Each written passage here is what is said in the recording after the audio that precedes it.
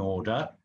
And that would be, well, hopefully, as long as Oliver's internet is working, that for the introductions, Oliver for the Reform UK to speak first, Owen for Plaid second, Kate for Welsh Labour third, Gwyn for Gwlad fourth, Russell for Welsh Conservatives fifth, and Alison for Welsh Liberal Democrats sixth. We will reverse that for the summing up at the end. And through the evening, for each question, although you'll answer in the same order, we will move through you with who takes it first, second, third. Okay? Are you all happy with that? Mm-hmm.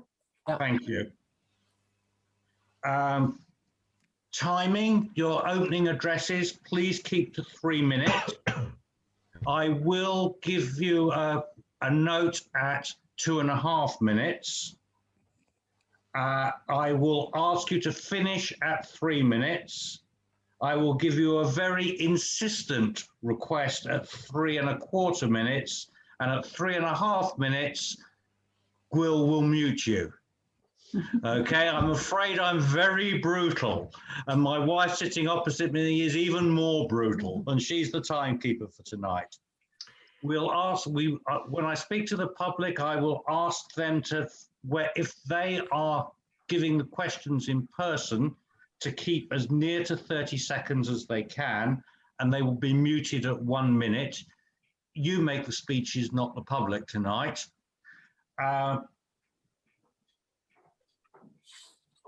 Clearly, your answers as candidates, you will have different areas of expertise, different areas of experience, and different areas of preference.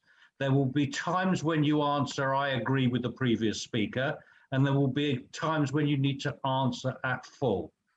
We will be keeping a total of the length of answers, and as we come towards the end of the evening, if there is an imbalance, a dramatic imbalance, I will let you know, so that those who have spoken most, I will ask to keep their answers short, and those who have spoken least, give the opportunity to answer more fully if they wish.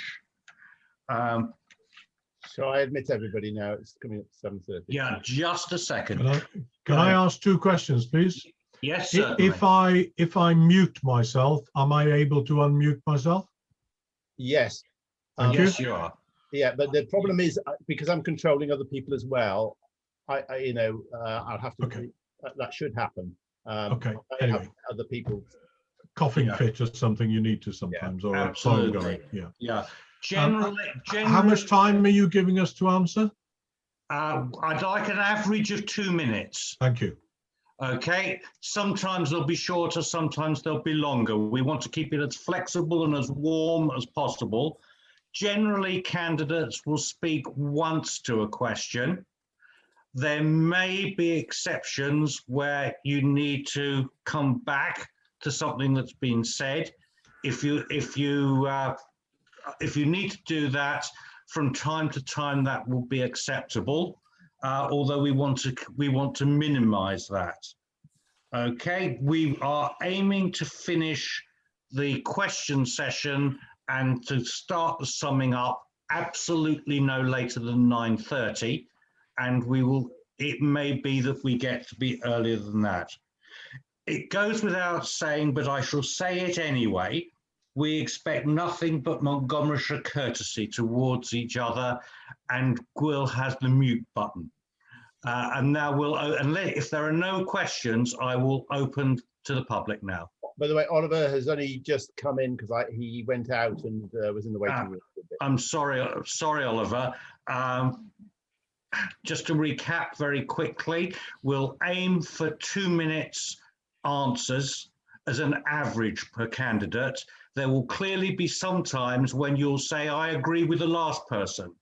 We will keep a running total of the time that each candidate has spoken. And as we come towards the end of the evening, if it's hugely imbalanced, I will say so, and give those who have spoken least the opportunity to speak more, and those who have spoken more the opportunity to speak less. Does Oliver know which order he's in?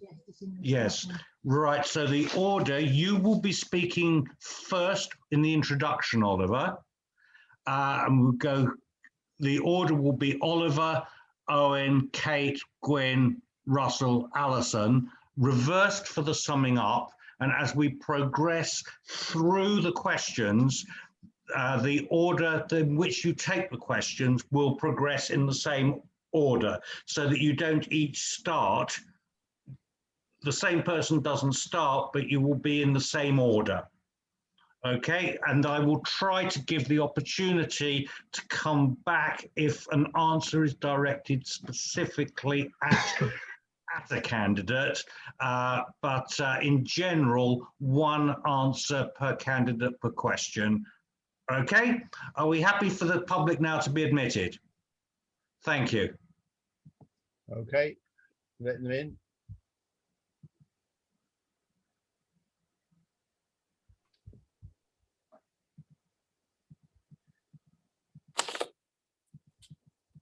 Good evening. Welcome to Montgomery and to Montgomery hustings, and I'm delighted to say that we have representatives from all 6 Montgomeryshire candidates here tonight. And the only candidate who unfortunately can't be with us this evening is Elwyn Vaughan from Plaid Cymru, who will be ably represented and deputised for by Owen McArdle. We have here Oliver Lewis from Reform UK, Kate Duerden from Welsh Labour, Gwyn Evans from Gwlad, Russell George from Welsh Conservatives, and Alison Alexander from Welsh Liberal Democrats.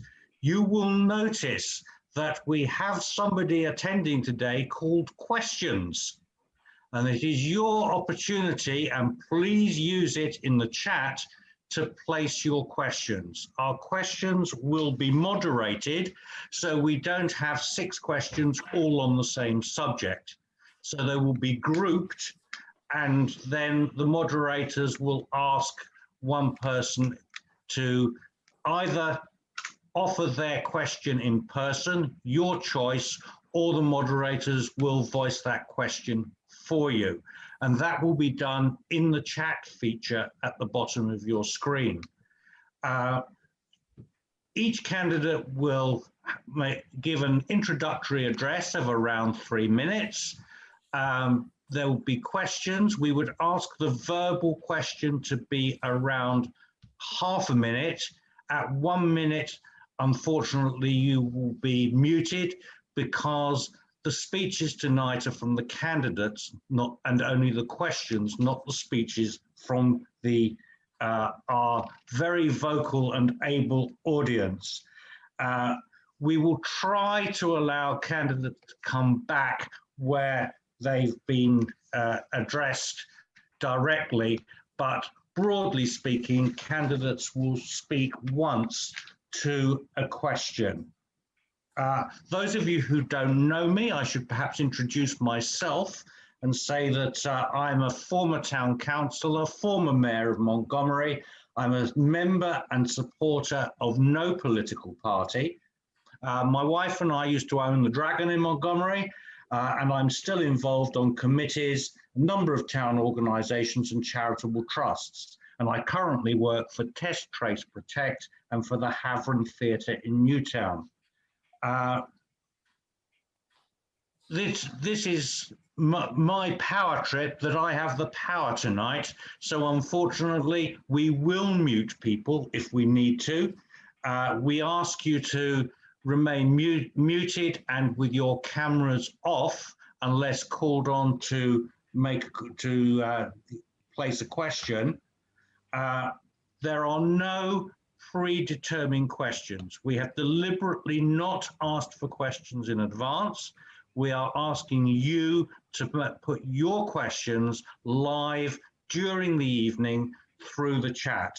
And your questions will be asked to the candidate, although they may be grouped. We will finish the questions no later than 9:30, at which time the candidates will be able to offer a closing address. If we run out of questions before then, I'll give them a little longer for their address. If we're going full steam ahead towards the end, they may get a little shorter time. So please accord your candidates every Montgomery courtesy and welcome. Please do use the reaction button at the bottom. That's really important tonight. I want to see lots of claps and cheers and hand waves to show your appreciation or otherwise. So please now, a warm welcome for your candidates, and I will ask Oliver Lewis from Reform UK. Oliver, would you like to address us, please? Thank you, Chair, and thank you very much to Montgomery for giving us all the opportunity to speak to you this evening and to take questions from you. It's an extremely important part of democracy, I think, that every candidate in an election is exposed to the public and is asked difficult questions and is grilled.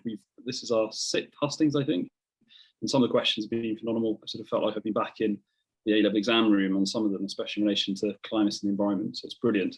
Thank you very much indeed. For those who don't know me, I'm 34. I'm a specialist in public policy, especially public policy failure, which is part of where my interest in the Reform Party comes from. I'm halfway through my doctorate at Oxford, where I teach modern British history and modern British politics. So I think I've got reasonably good historical insight into some of the challenges that face the UK nation and, of course, the Welsh nation as well, of which it is an integral part. I obviously don't sound very Welsh, but my family by lineage is from Carmarthenshire and all fluently Welsh speaking. I was born and brought up in Oxford, but I identify certainly half the blood in my body is Welsh. And my mother and my uncle live in Shrewsbury. The Reform Party, for those who don't know it, has been born out of the Brexit Party, which won a landslide victory in the 2019 European elections. The Brexit Party was founded with a view to respecting the democratic wish of British people to leave the European Union. I was, up until the referendum, a Remainer. If you'd said to me 10 years ago that I would eventually be standing for a party that wished to leave the European Union, I would have said you were mad. But I think democracy is very important, and I think ignoring the results of that referendum would have caused many, many more problems for British society, and therefore respecting it is terribly important.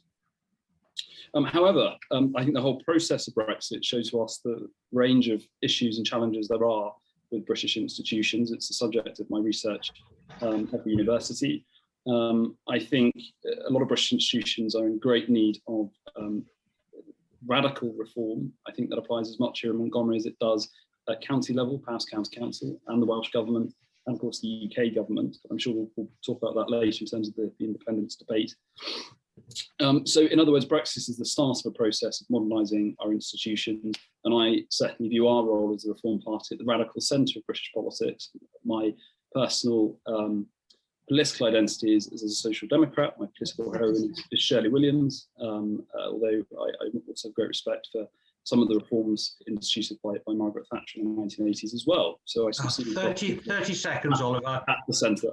The Reform Party is campaigning to abolish the House of Lords and replace it with an elected Senate, abolish the licence fee, will campaign for civil service and local government reform, a devolved Parliament for England elected under proportional representation, and finally, locally, the abolition of Powys and the recreation of Montgomeryshire County Council. Thank you, Chair. Thank you very much, Oliver. Owen, for Plaid Cymru. Thank you, Chair. And as you've heard, Elwyn Vaughan is sadly unable to be here tonight. Unfortunately, he's been called away to another meeting, though I know he did come and speak directly to you earlier in the year. So there'll be a lot more third person, I'm afraid, in my contribution than in those of others.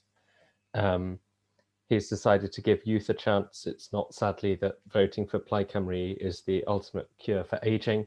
We're still working on that.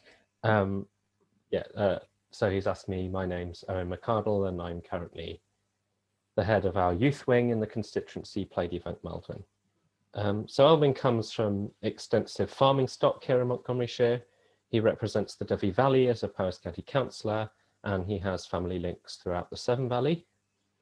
As a councillor, Elwyn's got the council to back a motion on climate change to make Powys the green heart of Wales. He's got PCC to reduce their use of plastic and to oppose the burial of nuclear waste in Powys. He's taken the Tories to task on their support for the Agriculture Bill, now the Agriculture Act, which paves the way to lower food standards. And he's opposed wasteful council spending, such as a new limousine for the council chairman. If elected, Elwyn's priorities would include advocating for an upgraded hospital in Newtown, which would include a 24-hour A&E, an operating theatre, and we also want to see 24-hour ambulance stations in Montgomeryshire and more NHS dentist capacity. We also support locally based heart attack treatment facilities with a PCI unit based in Mid Wales. It's important that heart attacks are treated within 90 minutes, and that's not always possible if patients have to travel first to Swansea or to the West Midlands. On the economy, we want to see a Mid Wales enterprise agency and to develop our local economy through promoting small and medium-sized businesses, offering jobs that keep young people like me in the area. This should be tied directly to our efforts to tackle the climate and environmental crises, a £9 billion Green New Deal, and net zero carbon dioxide emissions by 2035, by which time we also want to see all electricity generation in Wales to come from renewable sources. We also want to see urgent action to tackle the housing crisis, including building 50,000 new homes, and a new approach to the housing market that would allow young people like me to afford to get onto the housing ladder. 30 seconds, Owen. And I hope that throughout this evening, we'll have a chance to discuss some of those more things in more detail. Thank you, Chair. Thank you very much. Thank you. And now can I welcome Kate, whose ID label doesn't actually say that she's representing Welsh Labour, but welcome and look forward to hearing what you have to say. Thank you very much, and thank you to Montgomery for organising the hustings tonight. My name is Kate Duerden. You can see from the posters behind me, I think, that I represent Welsh Labour, and I'm your candidate for the Senedd in Montgomeryshire. I'm not a professional politician. I served my apprenticeship in engineering, a graduate apprenticeship, and I've spent most of my working life either in the engineering industry or in healthcare. I've always worked in the tech industry. I've worked in operational research as a consultant, and I've also worked as a program manager and worked at board level in a multinational company as well. I've always been a trade unionist.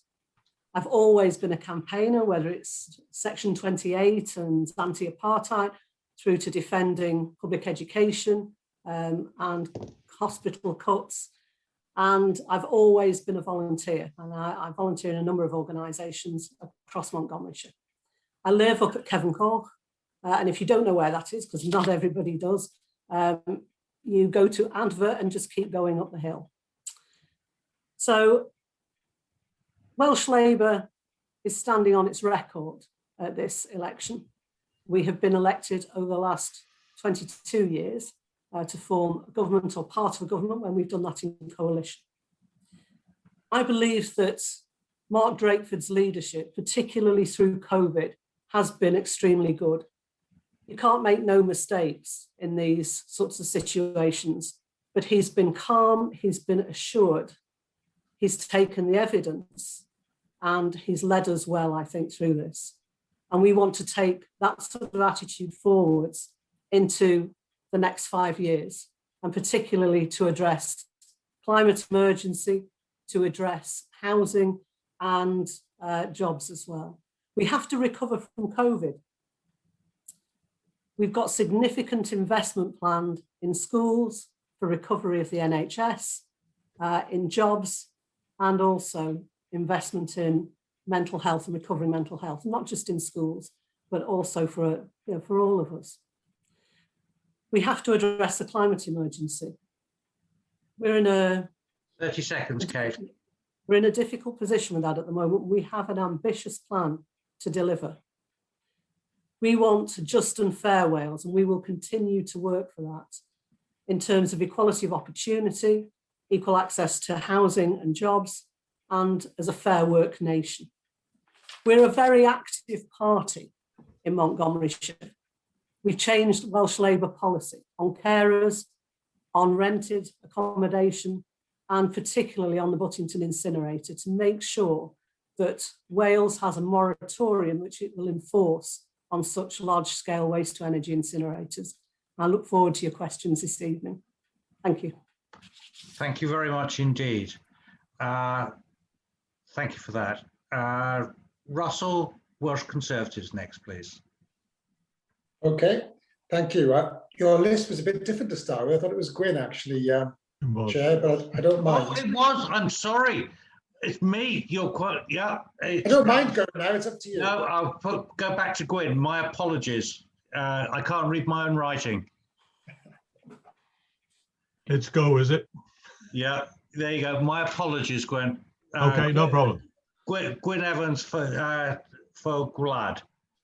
Diolch yn fawr.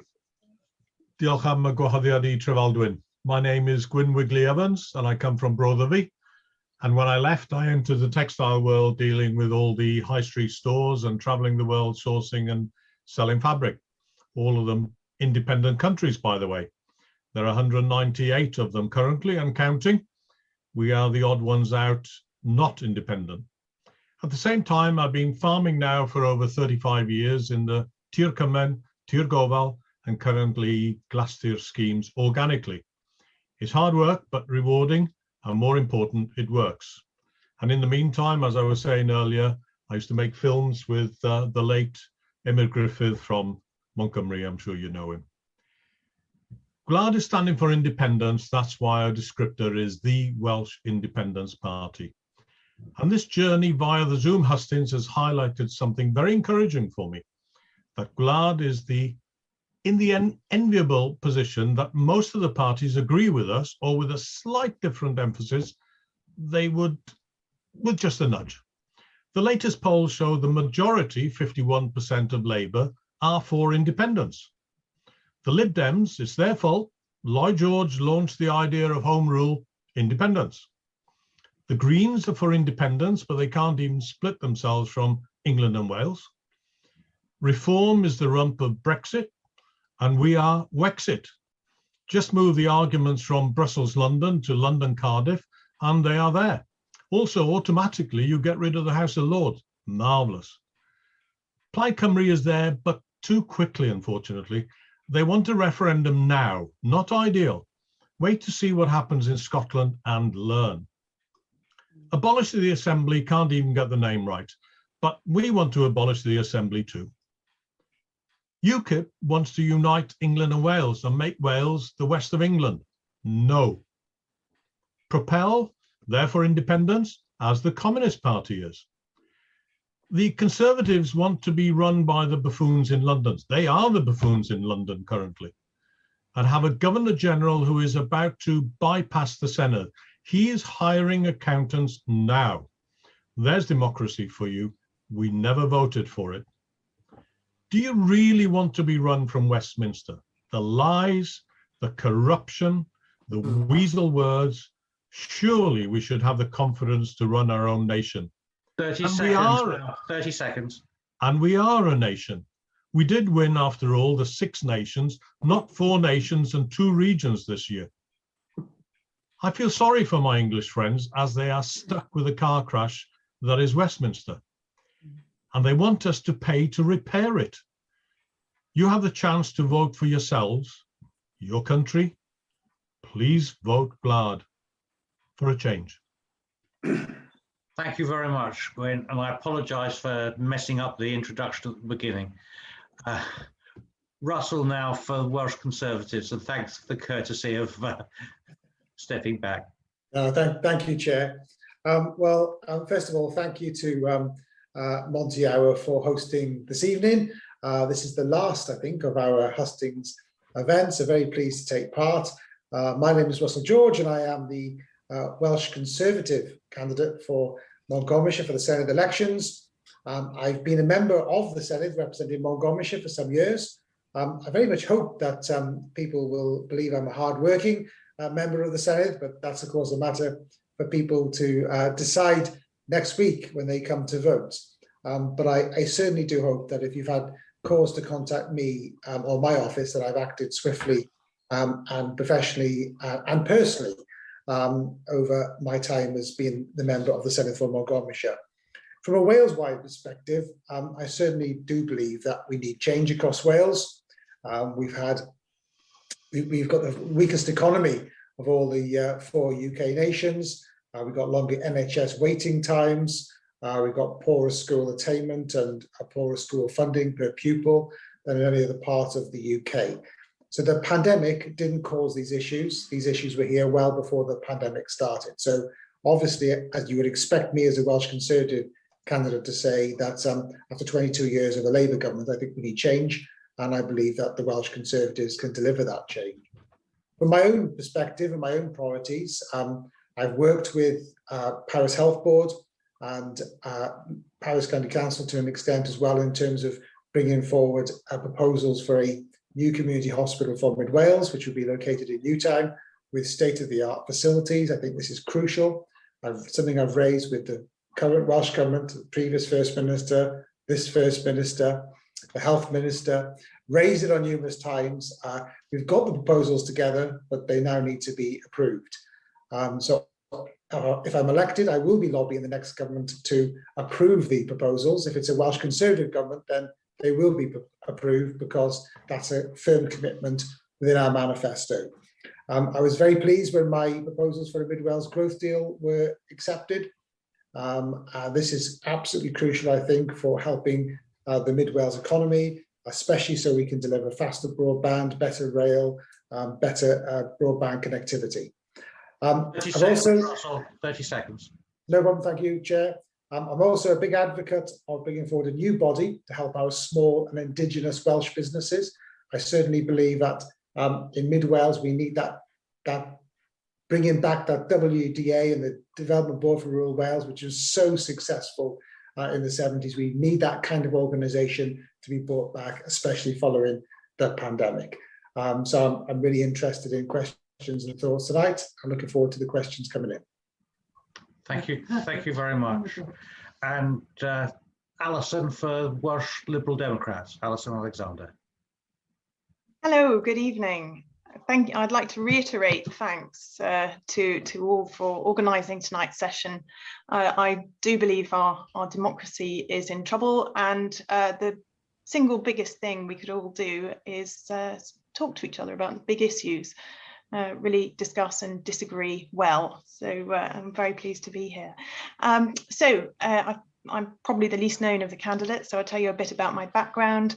I graduated in languages and worked as a local journalist for a while before learning of the biodiversity crisis, the threat to 1/3 of our flowering plants in the world by the end of this century, and I decided to retrain in horticulture. So I spent some time at the Royal Botanic Gardens, Kew, looking after plants from all over the world and learning about them. And subsequently, my favourite job was running horticulture at a community garden in central London, running the volunteer programme there and teaching. And as part of our work, we welcomed all of the London Borough of Lambeth's primary school children at one time or another through the doors each year to learn about food growing and about where their plants come from in the world and the importance of biodiversity. And so why have I joined the political game? Well, I moved to Mid Wales, to just outside Llanfachlin 6 years ago to raise my family. And I was struck by the sense of community here. I wanted to get involved. I joined in helping out the village show. I joined the town council, joined the biodiversity group working on things like increasing the diversity of our roadside verges. And I helped produce Christmas markets last year for those traders who'd lost out on 30 markets during the course of that year. And indeed, I helped set up the volunteer response to COVID. And I got to the point recently where I either had to stop shouting at the radio and switch it off or get more actively involved. And the major reason for this has been the failure for the last 30 years, at least, of particularly the Conservative and Labour parties to deal with the climate emergency. And the reason I'm a Liberal Democrat and always have been is because this party has always understood the importance of the environment, but also been champions of education, particularly for those vital early years, and of the NHS. 30 seconds, Alison. So our manifesto reflects these concerns. It reflects our values of fairness and equality, of internationalism and localism. We would like, our three main policies are £1 billion a year to deal with the climate emergency, creating green jobs and stronger communities, £500 million for a high street recovery. We have too many empty shops. We'd like to bring them back into usage, and critically, a mental health recovery. This has been, we recognise this as the hidden pandemic over the years. And of course, people's mental health has suffered greatly during the last year. So we want to see 24/7 emergency mental health support. And the rest of, yeah, I'll leave it there. Thank you. Thank you very much. Thank you. You've now heard from all the candidates. It's now your opportunity to put your questions in the chat. The chat, you'll see there is an identity there called questions. Please send your questions to questions, and our moderators will group them so we don't have 6 questions all on the same subject, and invite one of you to put your question directly, or they'll ask it for you if you prefer. Do we have our first question? Yes, I'm just writing it down for you. Which it's just come through now. Are they to read it or no, to? it's for you to read? Can you see it? Just to redirect.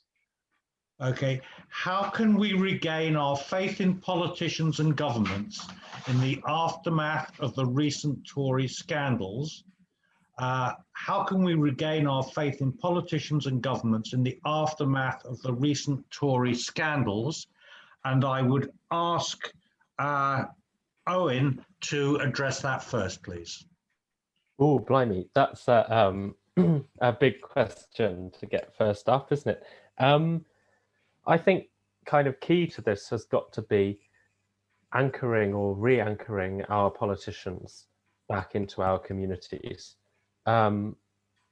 It's been quite amusing almost this week to see people debating, well, is John Lewis posh? Is John Lewis not posh? I think it's posh, isn't it?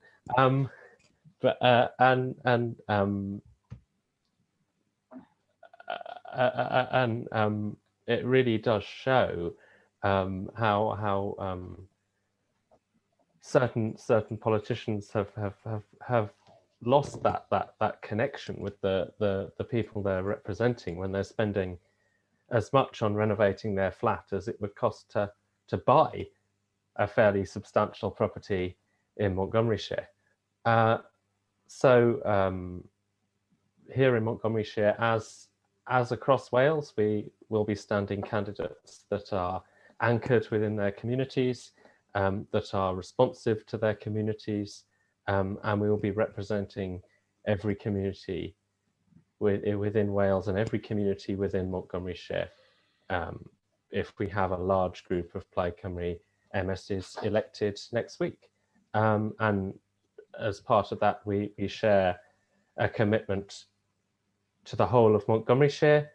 We are just as passionate about those communities on the border, those people that are English in origin or have moved to Wales from elsewhere, as we are communities that are Welsh speaking in the West. We want to represent all of Montgomeryshire and we want to represent all of Wales, and we won't lose our common touch as we do so.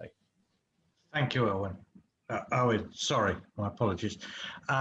Kate, next, please. Thank you. Owen was rather disadvantaged there in the fact that this is a question that has come up previously. You can't hear me, can you?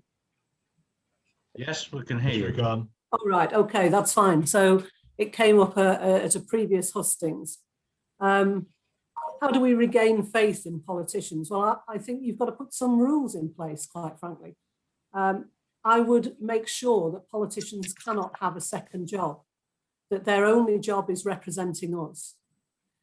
I would make sure that they have the average wage for their constituency as their pay. So they don't get paid hundreds of thousands of pounds in consultancy and things like that. They don't get paid for second jobs.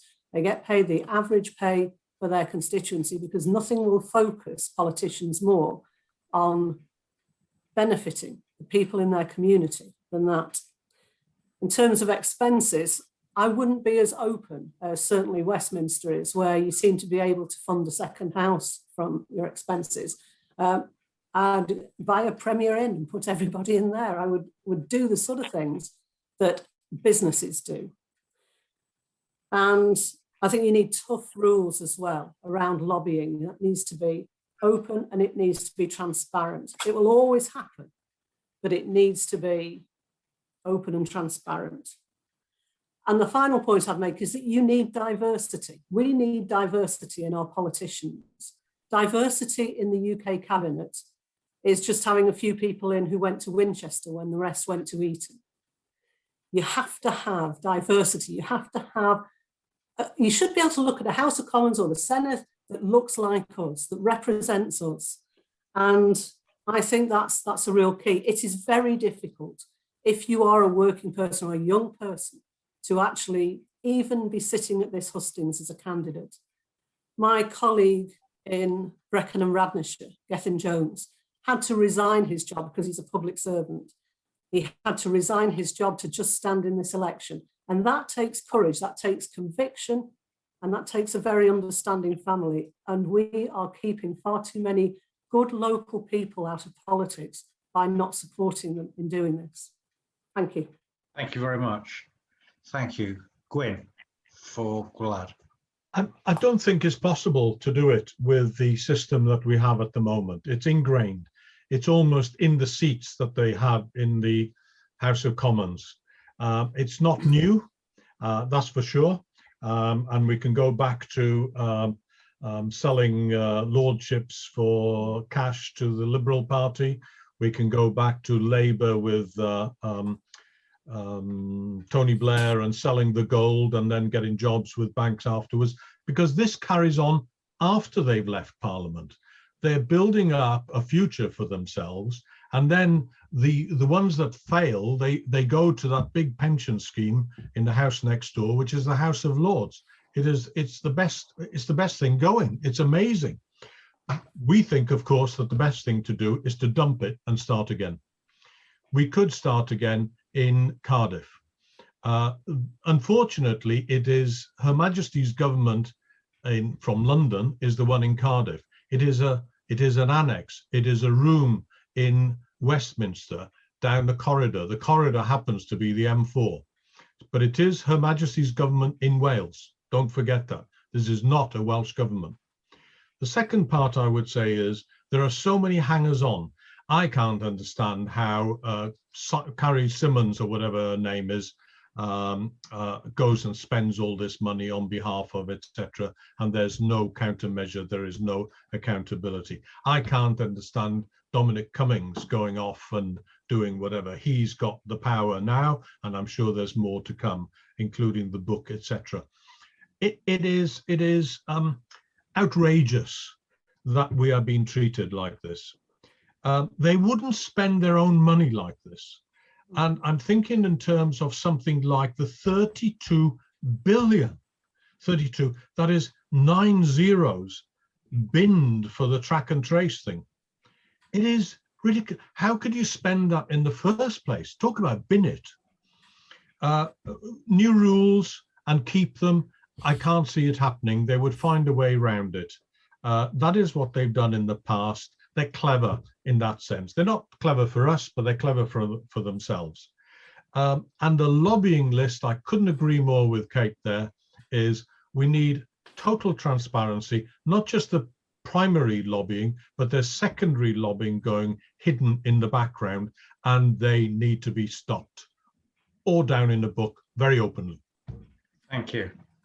Thank you. Russell. Thank you, Chair. Yeah, thank you, Chair. Certainly, I think when I've seen surveys that ask what you think of politicians, they don't ever come across very favourably at all. But then if you have a survey that asks about your local politician, whether it's your county council or your member of the Senedd or MP, anywhere in the country, they say, oh yeah, she or he's doing a good job. So I think politicians get a bad name generally, don't they? But I think when it comes to local politicians, they tend to be more, people tend to think more favourably of them. I think all I can do from my perspective is stand on my own record. I've been a member of the Senedd for the last 10 years. I act honestly and transparently. I've never broken a promise. I can say that because I've only ever made one, but I'll do my best. So I know I've not broken that promise. I think, yeah, there are rules around lobbying which can be strengthened, but I think it's complicated. It's not so black and white, because I'm lobbied every day by constituents, and then I lobby my party for things to go into my party's manifesto. I lobby ministers, Labour Party ministers, to try and persuade them to my arguments that I think are best for Montgomeryshire. So lobbying is part and parcel of democracy. So in any new rules that we've already got stringent rules in place. I think you've got to be careful to keep democracy at its heart.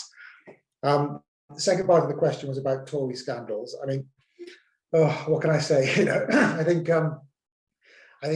we talk about PPE contracts and ventilator contracts and procurement, and look, we were in the middle of a pandemic last year, and at the time people were let's just get those ventilators, let's just get that PPE. Yes, you've got to have rules in place and you've got to have transparency, and that's right, but let's keep that in proportion.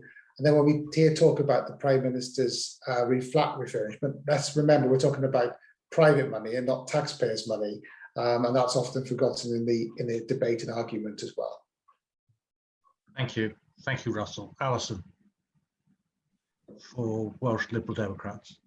Well, very quickly to agree with the need for transparency in lobbying. I think there's quite a distinction between an individual approaching you locally and large corporations and one-on-one meetings and texts between the senior ministers and chief execs. I also agree, no outside work. I mean, were I to take on this job, I would consider it a huge responsibility in itself, without thinking that I could afford to spend days here and there in the year consulting for other companies. And to have a slightly different response to the others, I think we need to hold ministers to account for their incompetence and lack of professionalism again. It used to be the case that ministers would resign when they were found not to have followed procedure, and I really don't understand how it can be the case that they're holding on in the way that they are now. That there are procedures that need to be followed. And then I would also say that it's important to raise the level of debate in politics altogether. We've had some really pleasant exchanges in our hustings, even when we are slightly niggling at each other. We've managed to do it in a polite fashion, and it's important to point out when other people are factually incorrect. There's nothing wrong with holding other parties to account. We should be doing that. But at the same time, we don't need this mudslinging that goes on social media, these memes that go on that are untrue. We know that falsities spread around the internet 5 times faster than a fact. And I'm pretty sure that's correct, but pick me up on it if that is not quite the right number. And then finally, I would say, actually, we just need more people involved in politics at all levels. We need to encourage people that politicians are there to represent you, and you should feel that you can approach them and have conversation with them. And to be fair, Russell, I know, is responsive in that way, but not everybody is. Many will not respond to your letters, your emails, and that is precisely wrong. And I think we need more debate. I'd like to see debating societies more in schools. I'd like to see evenings in the local pubs where we talk through issues. In fact, candidates, I would really like us to get together and do things like this at other times in the year, regardless of what happens in the election. I think it's really important to encourage people to talk to each other. We've got to the point where people don't feel that they can express their opinions for fear of being hounded. So let's raise the debate and let's make politics more accessible. Thank you, Alison. Oliver from Reform UK. I think Oliver's might have just dropped out. I'm sure he'll be back, so I think we probably need to go to another candidate. Okay. He was the last candidate for that question. So, right. So is there any sign of Oliver's connection coming back up, Will? No, I can't see him, so I think his line must have gone down or something. Okay, well, perhaps we'll give him a little bit longer on another question to answer. Yeah. And I will ask the next question. Question 2 from Ian Parry, who's asked me to ask, given new information has come out that 2 of the new hospitals in Paris promised by the Conservatives will just be upgrades, what are the candidates' plans to ensure adequate care facilities for Montgomeryshire? Paul Wixie adds, how much of a hospital do you get for £1 billion? I'll repeat the question. Given new information has come out that 2 of the new hospitals in Paris promised by the Conservatives will just be upgrades, what are the candidates' plans to ensure adequate care facilities for Montgomeryshire? Paul Wixie adds, how much of a hospital do you get for £1 billion? And I'll ask Kate for Welsh Labour to kick us off on that. Okay, thank you very much for that question. Thank you. So how much of a hospital do you get for £1 billion? I have to tell you, you don't get very much. I did say in my introduction I'd worked in healthcare, and I actually worked with UK healthcare, so in all 4 nations, in Northern Ireland, in Scotland, in Wales, and in England. I did a lot of work in England, working from GP level to the Department of Health, and I also worked with the Republic of Ireland. I work with other countries as well, so I'm going to come to that in a minute. But I'll tell you, you don't get much for £1 billion. You might get a refurbishment of a reasonable sized hospital, but you don't get 5 hospitals out of that. You generally would pay at least £1 billion, £1.5 billion for a district hospital, basically. So what would we do to look at healthcare in Montgomeryshire? You have to look at what the need is in Montgomeryshire first. And I understand that it's a reaction that we'd all have, that we need to build a big hospital here. What we need is adequate facilities here to deal with the problems that we have. So you need to make sure you've got minor injuries units. You need to make sure you can deal up to a reasonable size of major injuries. There's not, having worked particularly in the A&E department in Sheffield for some time, of all the accidents that you get in, there's only a very small proportion that walk through your door that are actually life-threatening. And what you need for those life-threatening accidents is immediate triage, and you can either do that by ambulance, or you can do it in air ambulance, or you can get to a facility. I mean, we've had some reasonably major accidents locally that have been dealt with in Welsh Pool and then moved on to other hospitals. So you need immediate action on them, but you also need, if it's particularly bad, you need specialism. And I know my partner has very strict instructions in terms of anything that happens to me, which hospital he needs to get me to, because I'm at least have some expertise in where the specialism is. What we need to do, though, is turn this on its head a little bit. So you do need the facilities here, and we have plans for the health hub in Newtown, and we have plans for extending Newtown Hospital. We've not mentioned the hospital in Machynlleth, which is also getting investment from Welsh Labour as well.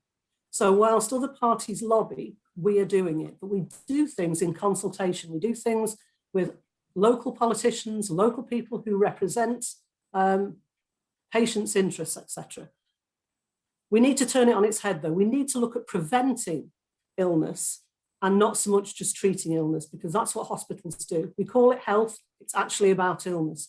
We need to look at prevention, early diagnosis, and looking after people's general health and making sure we monitor them.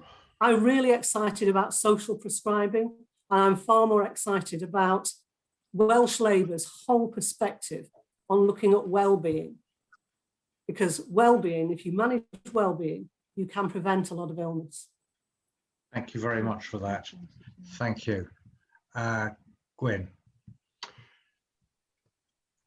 part of this problem is not having clear and joined up thinking.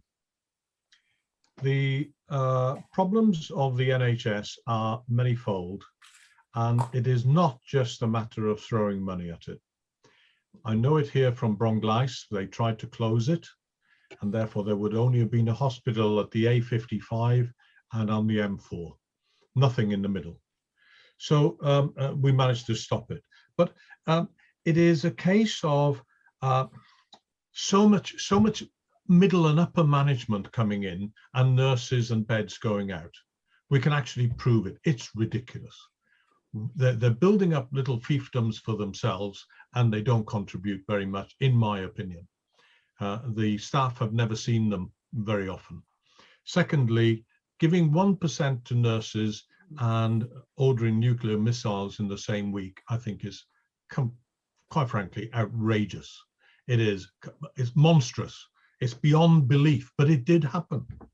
The third thing that I would say is that we're looking at it not just for A&E, and I've used it, and it's been absolutely brilliant on the coalface. They're wonderful. But it is the right throughout your life care, and certainly towards the end, and aged people. I've come across it a lot recently. My wife's from Austria, and in Austria, what they do with old people's homes, it's a semi-detached to a hospital. So if somebody's ill, they just open a door in between and wheel them in, and they're having an X-ray and treatment within 3 minutes. It's just joined up thinking. It's so clever, and it's so simple. The other part is that my father had dementia, and he was taken to Bangor in Newtown. What a place. Absolutely brilliant. What have they done? They closed it. He then had to go to, they gave him the option of Gloucester or Cambridge. Madness. We managed to get him in to have a wine in Aberystwyth, a purpose-built, brand new home for dementia. This idea of converting places, sometimes, even though if it costs more, it is better to start afresh and have a modern building which is far more efficient. And my final point is that people are now using, in the same way that the air ambulance has come in instead of a road ambulance, and it's improved efficiencies dramatically and saved lives, is doctors are now able to use Zoom and Skype and have a specialist, depending on what time of day it is, in Australia or whoever it is, to help them out, to stop you having to go to hospital in the first place. These are the modern times, and I don't think that the management is thinking like that.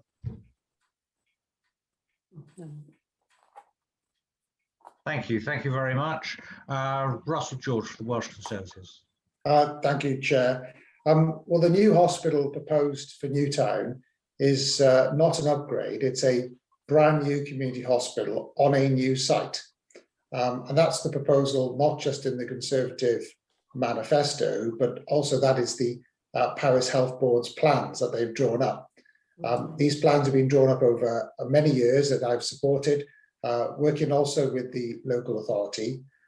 Kate did mention the Health Hub. This is what we're talking about.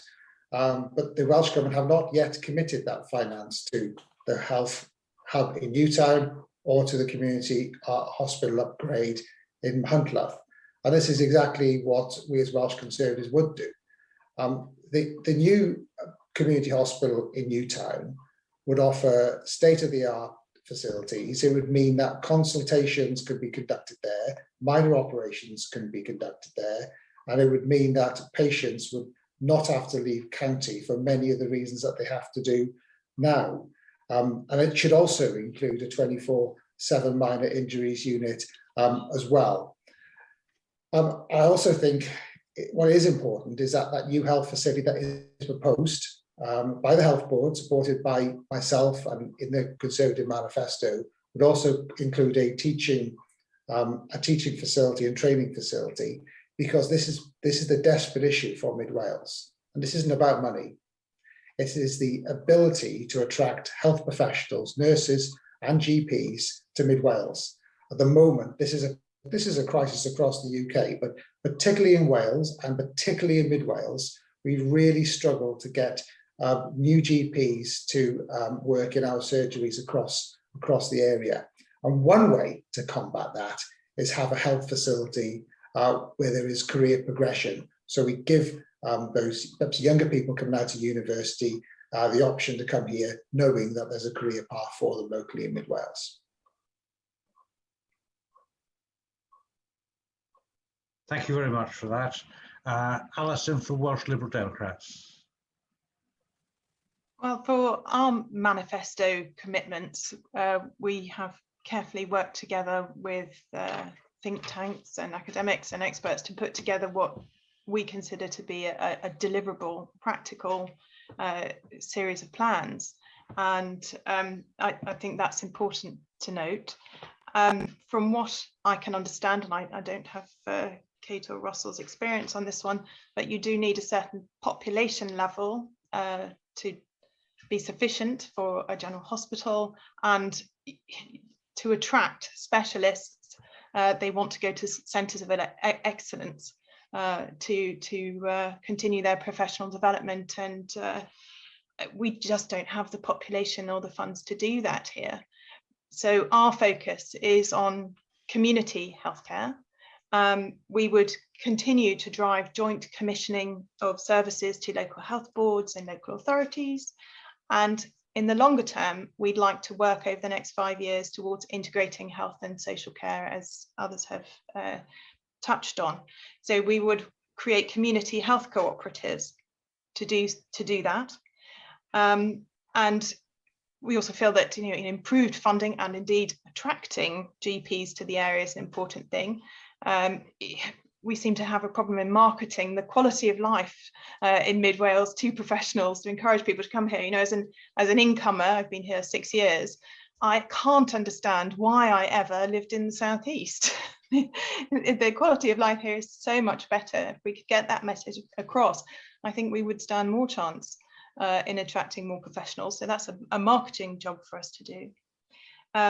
And we would agree that we need to continue using telemedicine. Obviously, it doesn't work for all types of illness, for sure, but for plenty of us, we can save a lot of GP time and health professional time in having a conversation over the phone. So for community health hubs, we would support the expansion of the offering at Newtown, however that may be on whichever site. And the point we feel is that a lot of, people are going over the border for their surgery to specialist centres, as makes sense, and then they're staying there. They could be here for their post-operative care. That would make life a lot better for them and their relatives, that relatives can visit them more easily.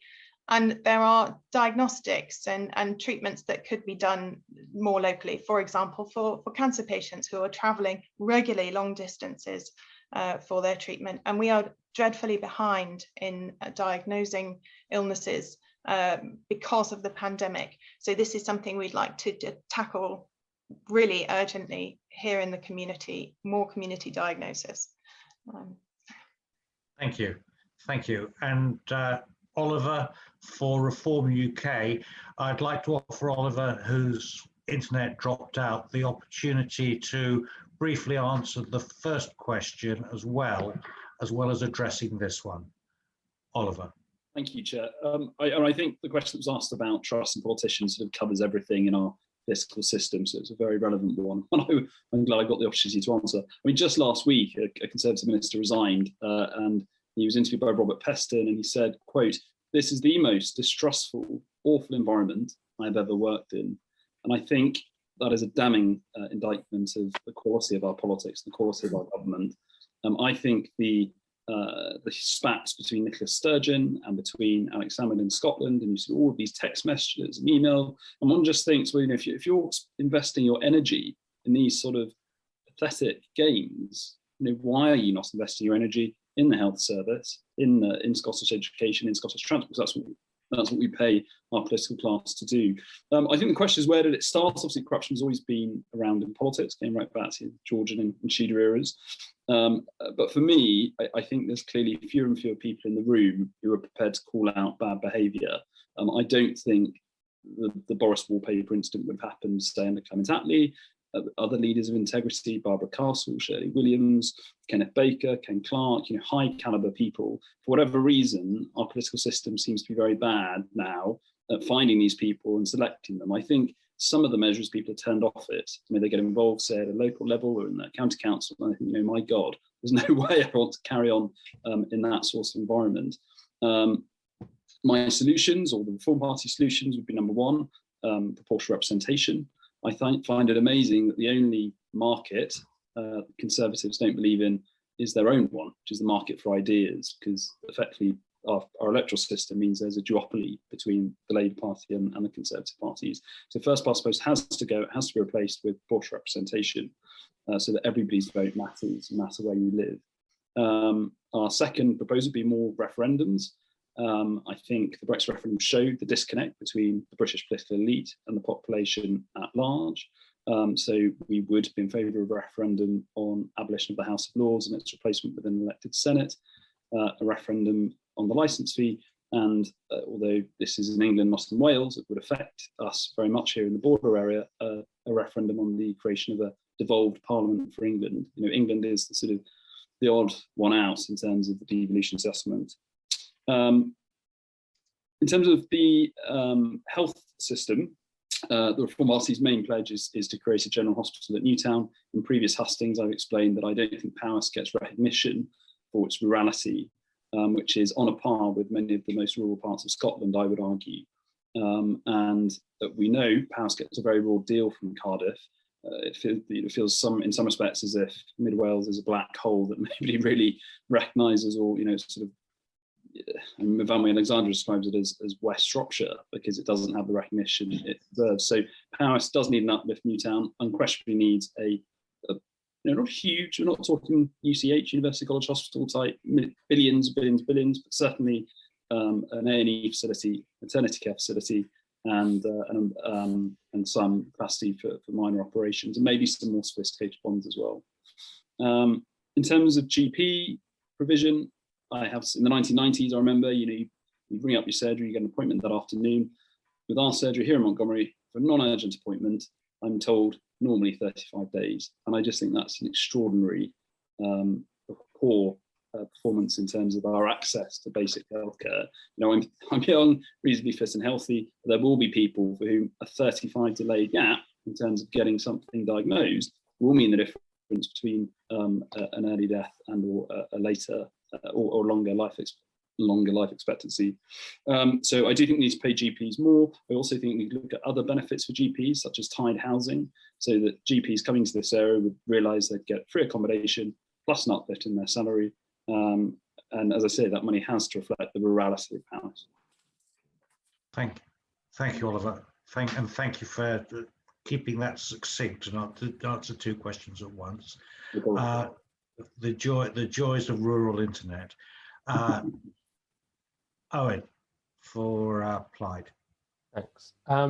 So in response to the first part of the question, I mean, I don't want to focus too much on what exactly the buildings are. I'm more interested in what and who is inside those buildings. So to answer the who, Plaid Cymru wants 6,000 new health professionals across Wales, 4,000 nurses, 1,000 doctors, and 1,000 allied health professionals, so people like physiotherapists, occupational therapists. Yeah, I kind of agree with Alison that the circle here that we're trying to square is Powys and Montgomeryshire in particular have a very small population, but they're also very big. And that's the conundrum that we have to solve. Yes, we're, as I understand it, the only county in Wales, Powys is without a county hospital. And you have to travel out of county for kind of anything major at all. And if you live out in the hills in a rural part of Montgomeryshire, that's quite a long trip. I mean, even Montgomery to Telford is not exactly a short drive if you're dying. So we need to make sure that there are more urgent care services in Newtown. We need that A&E serving Montgomeryshire 24 hours a day. And we need the sort of things like the heart attack services for what are seriously life-threatening conditions to be dealt with locally, because 90 minutes doesn't get you very far distance-wise in this area on these roads. Yeah, just I agree also with Russell and with Alison on the recruitment crisis. If I think of my brother, he's a medical student at the moment in his third year. When he graduates, age sort of 24, 25, probably the career he has in mind is not, you know, coming back here to spend his life as a rural GP. There are, if you're a bright medical student, there are sort of far more interesting things that you could be doing to start off your career. And so we really need to find a way to make sure that this area is appealing, and that probably stretches way beyond health to what does our local economy look like, what sort of lifestyle can you have in this area. It's certainly not a health question alone. Just to finish, I also agree with Kate on her comments about well-being.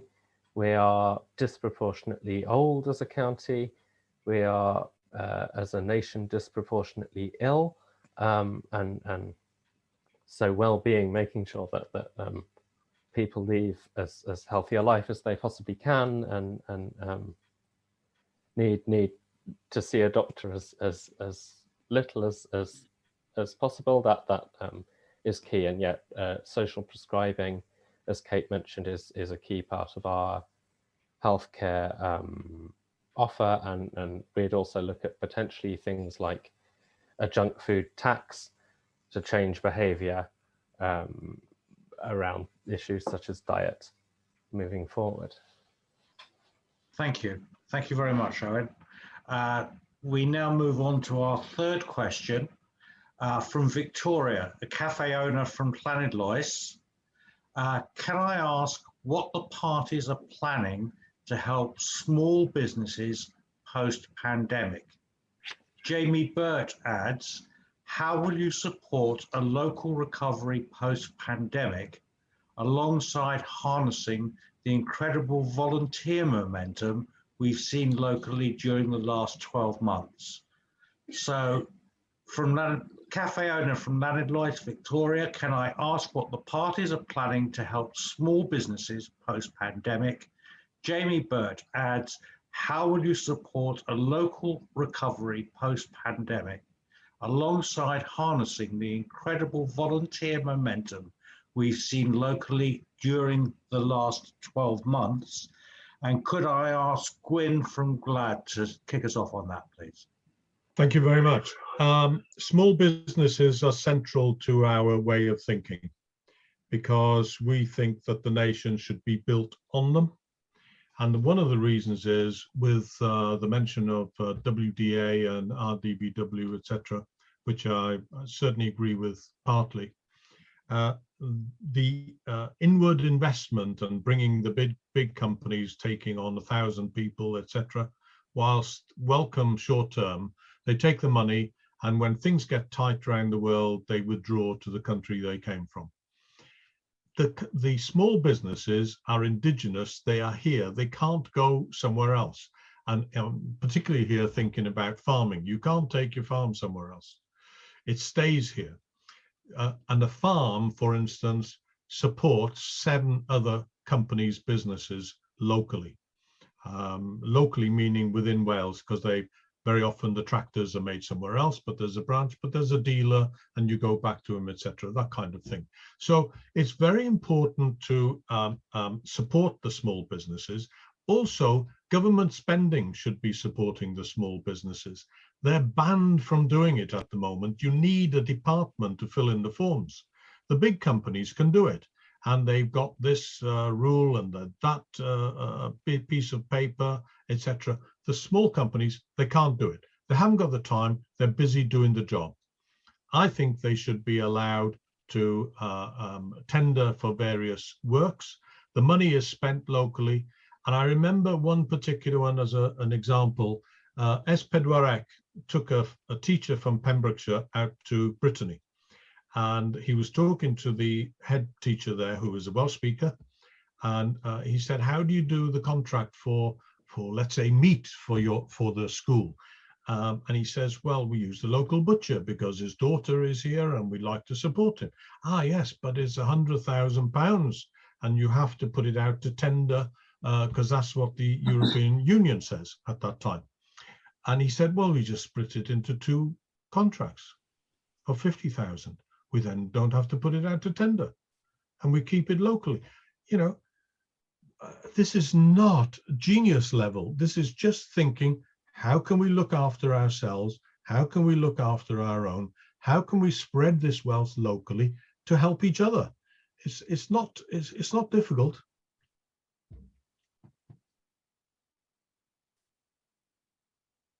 Can't hear you.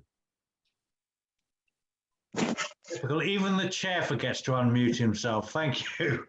Thank you very much. Russell for the Welsh Conservatives next, please. Yeah, thanks, Chair. Well, you know, we are a small business economy in Wales, particularly in mid Wales. And what I've noticed during the pandemic is that there's been further entrepreneurial spirit. Perhaps some people have been off work, they've been furloughed, they've come up with ideas and proposals. Other businesses have had time to rethink and take stock. And there's great business ideas that have been presented to me, and I've supported a number of people in taking ideas through. That's just in the last 12 months. But prior to the pandemic, we also had great entrepreneurial spirit in Wales. And for me, as a Conservative, it's not about government telling businesses what they should and shouldn't do. It's about making the right environment for businesses to grow. That's government's job, not telling businesses what to do, but creating the right environment to help them grow and to thrive. I agree with a lot of what Gwyn just said in terms of, I think the current Welsh government has very much focused on bringing inward investment into Wales. So that's correct and that's good and proper. But I think there's been a lack of focus on supporting small and indigenous Welsh businesses. And what that means is that you tend to get businesses from overseas coming into Wales, they take the grant money and then they clear off some years later. If you're supporting small and medium-sized businesses in Wales that have been born in Wales, they're run by Welsh families, they're supporting and employing local people, then as they grow, those businesses are far more likely to remain in Wales. So I would like there to be a much more of a focus on supporting our small and existing Welsh businesses. Certainly what we would do as Welsh Conservatives, we would scrap business rates for all small businesses with a rateable value of under £15,000. There would be a cost to that of £75 million, which would be paid for through the extra £2.5 billion that the UK government is providing the next Welsh government for the next financial year. We'd also going for other schemes such as we got the UK government's Kickstart scheme, where you can employ someone under 25 for 6 months and the government will pay. In Wales, we're proposing a Wales-specific scheme if we form the next Welsh government, which would be the Jumpstart scheme, which pays the first 2 employers, a very small business, the national insurance contributions for the first 2 years. So that helps them businesses then to employ people, and then they can use that money to help to grow their business separately.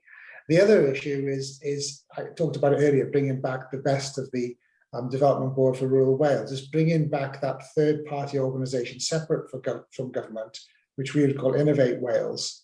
And that would help small and medium and large businesses.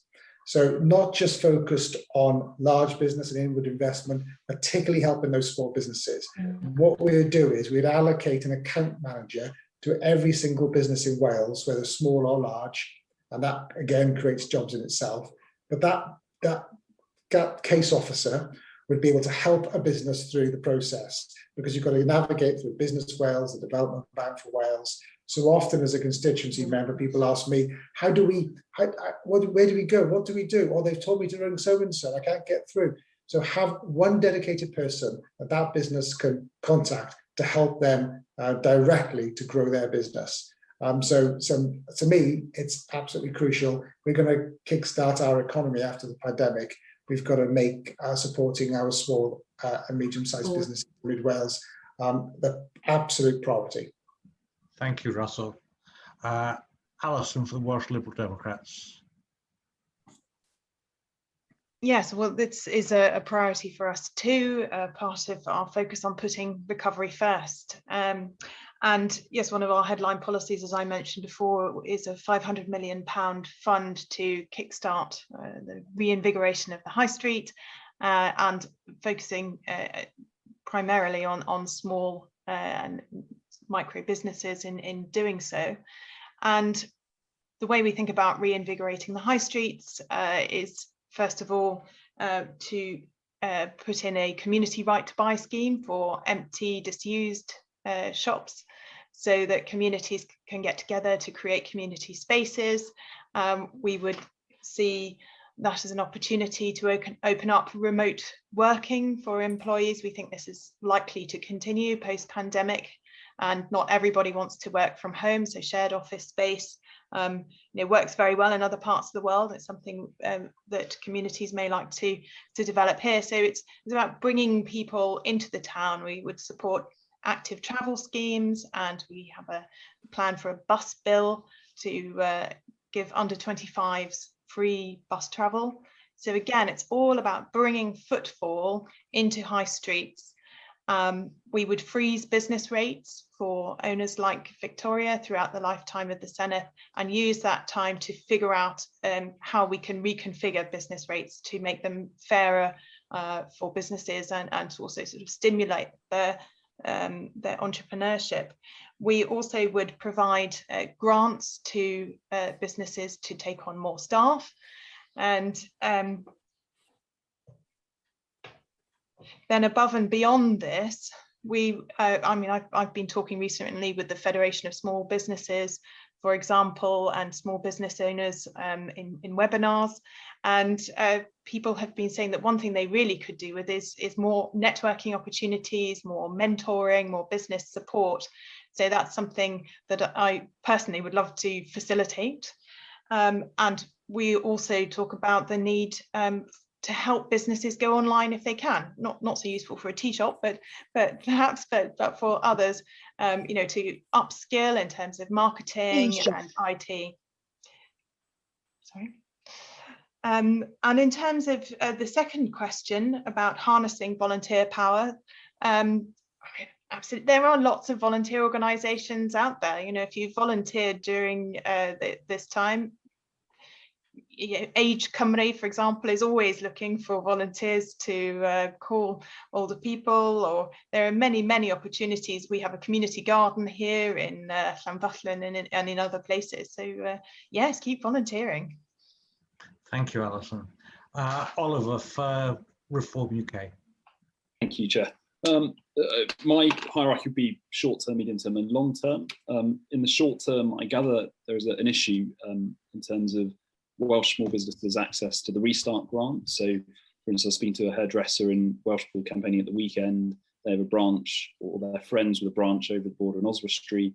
Oswestry has got a lavish Restart grant to help them get going. This side of the border, they haven't. So I think serious questions, and whichever one of us is elected, very hard questions need to be asked of the Welsh Government about their priorities in terms of making sure there's fair and equitable distribution of the Restart grant. My second long-term, medium-term objective is really playing to the weakness of the Mid Wales economy. It's already been mentioned that Wales as a whole is the poorest nation in the UK by some margin. Only Cardiff is near the English average of incomes per person. And I feel neither of our two major industries, which are agriculture and tourism, are adequately supported by the Welsh Government or Powys. There was an incident here locally, which I'll explain, with other hustings, a rural road that served very successful farm local to Montgomery.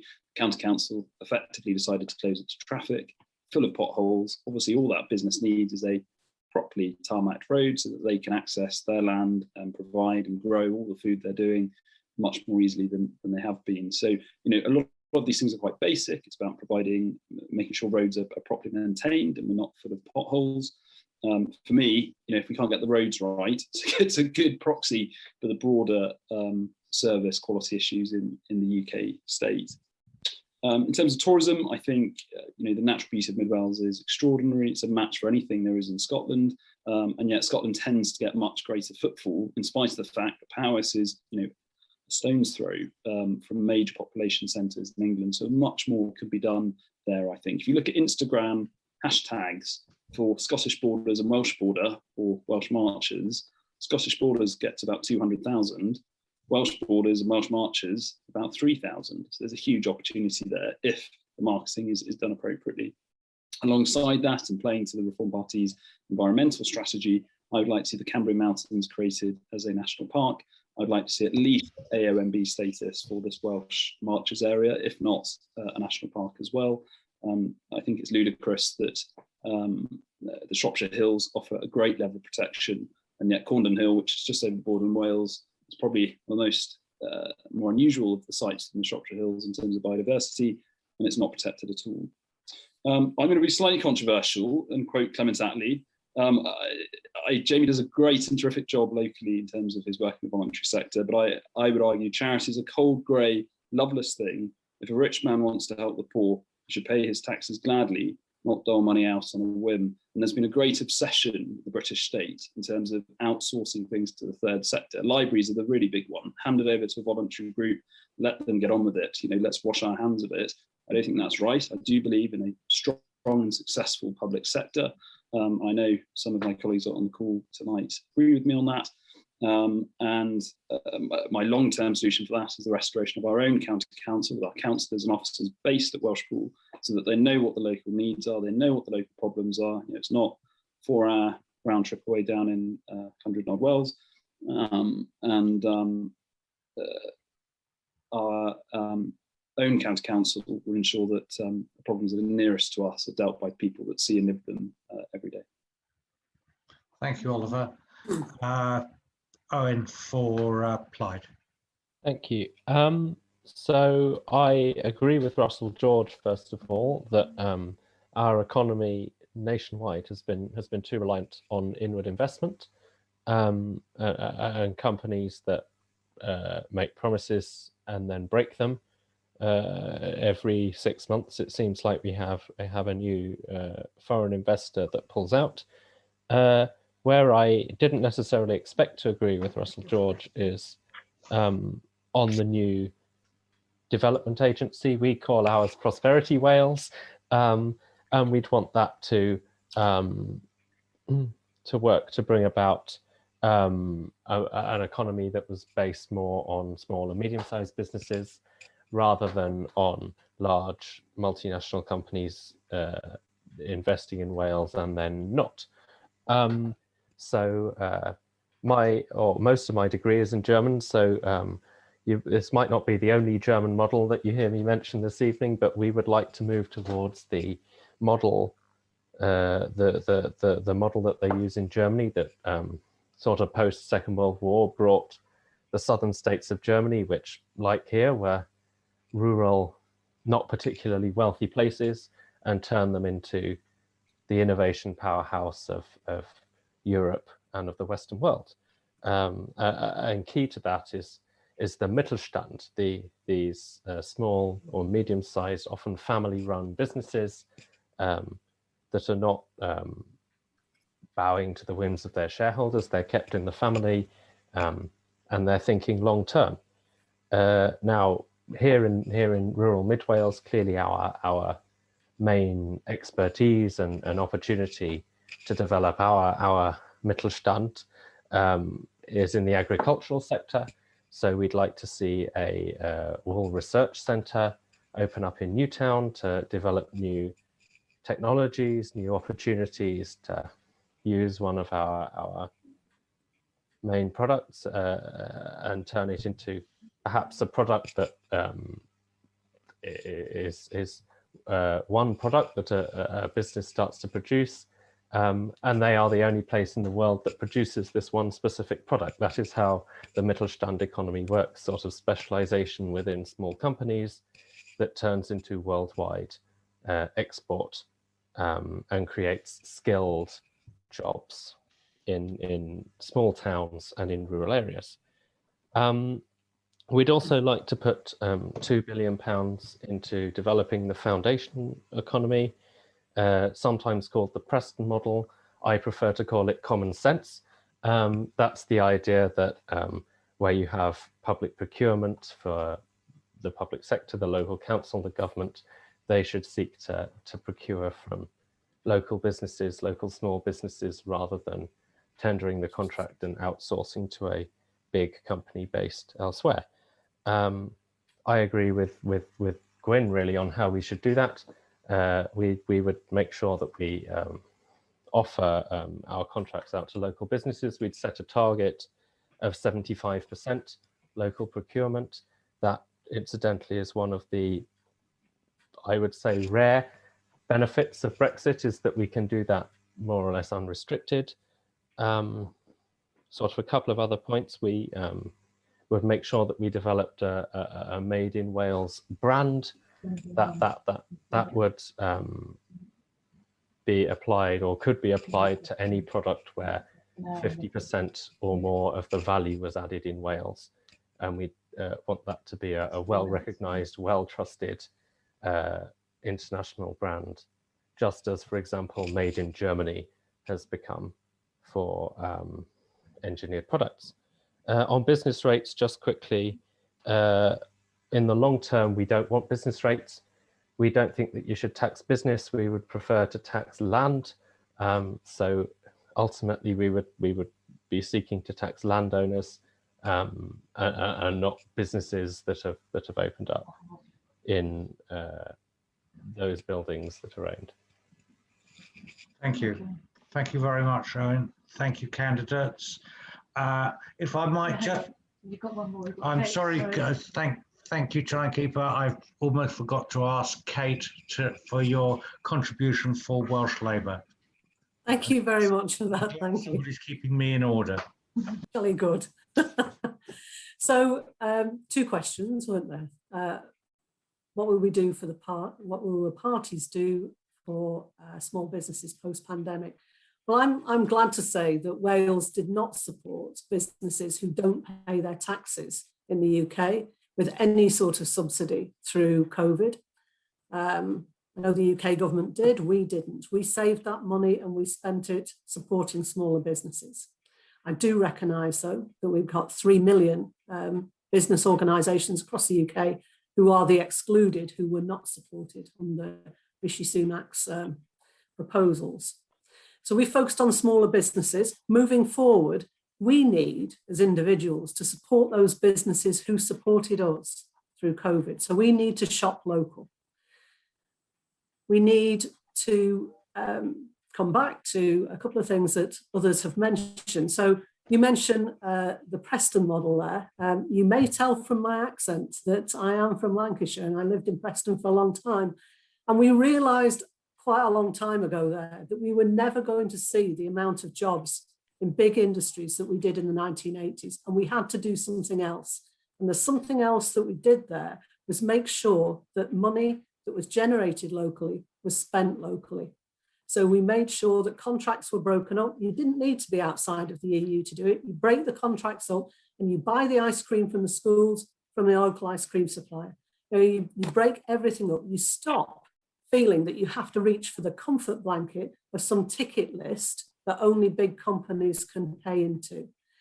And you have to have faith in your local producers. And it works. It works. That donut economy in Preston works. And it's being adopted in a lot of other places. And we need to do that here. And there are proposals in Welsh Labour to do that. We've done about 50 different schemes where we've trialled things. You know, we put money in, put £500,000 into each one, and we've trialled some of these schemes. And certainly looking at the foundational economy, looking at, for example, the food that NHS Wales orders, only about 50% of that came from Wales. So we are going to turn that dial and make sure that Welsh producers supply the Welsh NHS. So we keep Welsh money in Wales to support Welsh businesses and keep Welsh people in jobs. We're also looking at development of town centres and putting money into that. Alison covered that as well. But particularly we're looking at trying to bring smaller businesses in towns together more cooperatively to have an online presence. So if you think about Newtown, what you might have is the next development on from what is a pioneering town in terms of retail. And you would have one website that was connecting all the businesses in Newtown. And you could almost buy on it as if you were buying from a department store plus a local delivery service. That's the sort of thing that we're looking at developing, because that supports local businesses and it keeps people buying local. Okay, I'll move on swiftly to recovery post-pandemic. So recovery post-pandemic, we're looking at very much recovering in a different way. We have to deal with climate emergency. We need to create green jobs. We need to build houses. And we're looking very specifically about how we put the skills and the training in place and the apprenticeships in place to bring people into work or bring people into other industries, but to satisfy the need that we have to actually rebuild in a green way. We're looking to develop community recycling facilities to make sure that we shop with less waste. We've got funding for 80 new town centre repair and reuse hubs. So that's the sort of thing that we're looking to do as well. In terms of small business support, which has been mentioned, having been part of a small business that's set up here in Mid Wales, I actually think Business Wales gives you what Russell was talking about already. We've had incredible mentoring support, which is available to you on a regular basis from the Newtown Hub, and we have somebody we can ring on a regular basis and who rings us. So I think those things are actually already in place. You talked about harnessing volunteers. So up at Kevin Cork and the villages surrounding, we set up a helpers group through COVID. And this is a reasonably close community anyway. Most people know most people, and we've looked after each other. But we're not going to go away now. We've recognised that the next stage of what we have to do up here is bring people back into the community. So we've got people up here who were the life and soul of the community before COVID, who would attend everything, and now are frightened to actually go beyond the threshold of their front door. And we have plans to get small groups together to bring people out again, to just give them the confidence, which might be just cake and coffee at the local church, something like that from the local village hall, to just get people back into the community. We are quite isolated even before COVID. We need to bring people together more. And the last thing I would say is I do want to thank Parvo, because it's Parvo that held us together.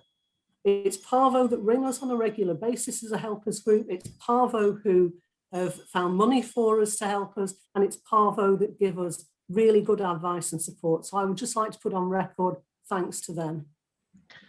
Thank you for that, Kate. Right. Could I just say to the candidates, we've got a couple more questions at least lined up. Your answers have gradually got longer as we've progressed. Could we try to squeeze them down a wee bit? Then we hopefully will get all the questions in. The next question we have is from Lydia, who would like to ask the question herself.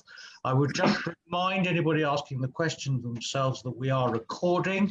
If you don't wish to be seen, turn your camera off. If you don't mind being seen, turn it on.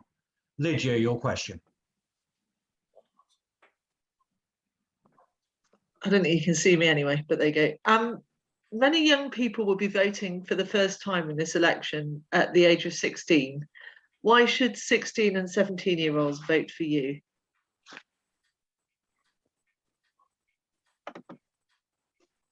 Thank you. Russell, would you like to kick us off on that, please, for Welsh Conservatives? Yes, thank you, Chair. I feel young myself. I had my 47th birthday the other day, but I still feel a young person myself. Many happy returns. Thank you. In fact, when I did the hustings 5 years ago, Michael. It was on my birthday, so just a few days out this time. So from my perspective, yeah, I voted in support of 16 and 17-year-olds having the vote, because when I went into schools in my capacity as a member of the senedd, just 5 years ago, young people didn't want the vote. And that's changed, I've noticed. When I've gone back and asked schools in recent years, they've said, yes, we do want the vote. So on that basis, I was supportive of young people having the vote, and they will do for the first time in this election.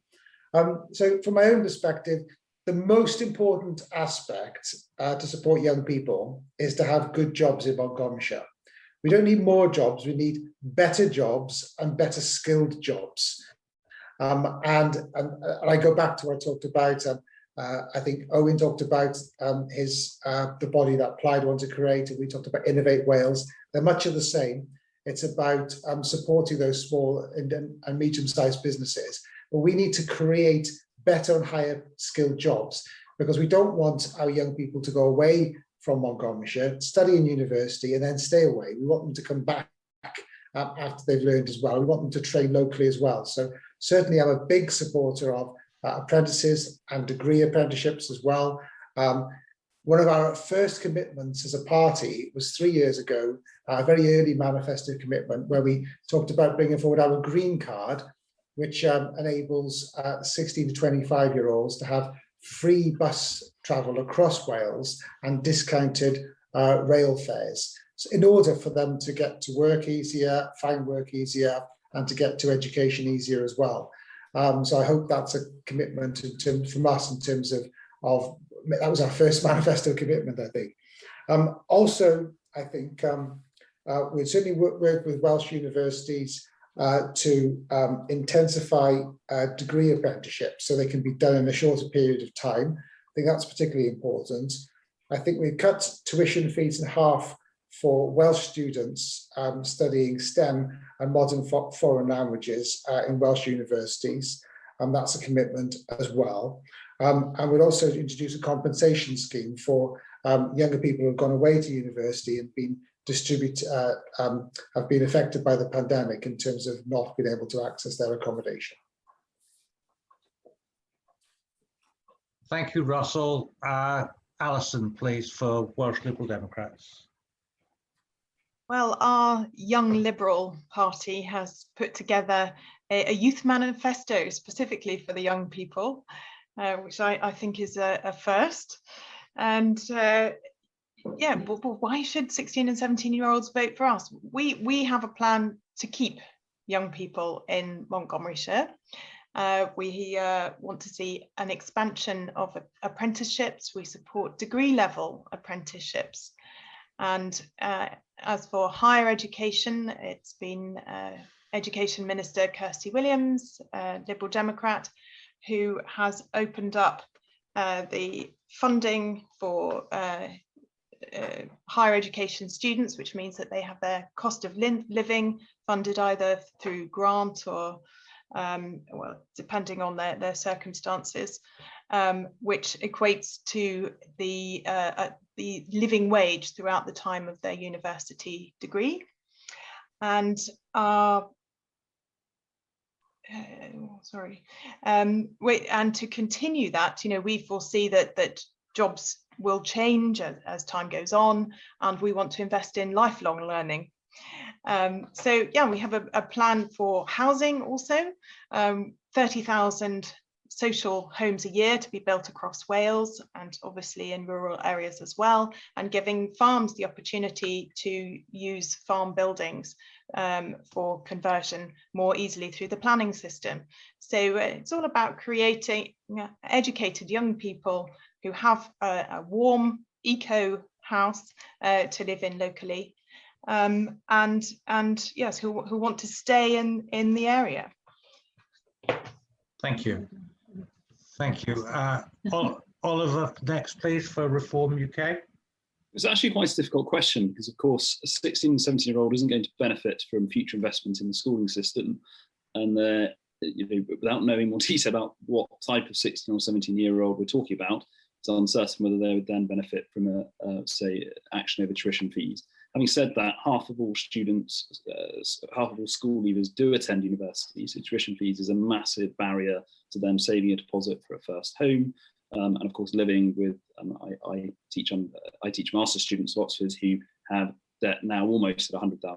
I mean, this is a sizable mortgage scale of debt they've taken on to for the sin of becoming educated. The Reform Party is committed to its pledge, which is to abolish tuition fees, which means historical tuition fees as well, in addition to making tuition free at university level in future. But I think there's a much broader picture here, because if you're a 16, 17-year-old, you have the greatest skin in the game in terms of institutional reform, because you could potentially live another 60 or 70 years. And at this stage, we live in a country which, we have an institution like the House of Lords, which is an affront to democracy, frankly. We have a backward electoral system. We have asymmetric devolution, and a civil service which is in need of great creative destruction and reform. So all of our key manifesto commitments in terms of changing and altering British institutions, it's that demographic that have the most to gain and the most to win. Because 20, 30 years, I want to see a Britain that has standards of public services more like France and Germany, rather than our existing state of affairs, which, the more and more I find out as a researcher into this stuff, I just despair. It's very, very sad. Thank you, Oliver. Owen, for Plaid Cymru, please. Thank you. So, yeah, I think I'd like to start by sticking on the record that we would also match that commitment on bus fares. We want to see free bus travel for all young people aged 16 to 24.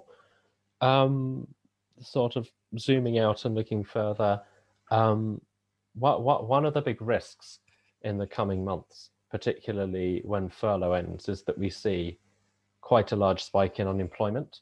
And if that's going to happen and businesses are going to let people go, then the people that they are most likely to let go will be their less experienced workers, and therefore their younger workers. And so we have a real risk of there being quite widespread youth unemployment, just as we saw in certain countries in Southern Europe after the financial crisis. So Plaid would have a very radical solution to that policy. We would want, for now, a youth jobs guarantee. So if someone aged 16 to 25 were not in full-time education, then we would want to make sure that they had a job to go into, rather than at this time find themselves without a job, without that structure, without that experience as they begin their lives and their careers.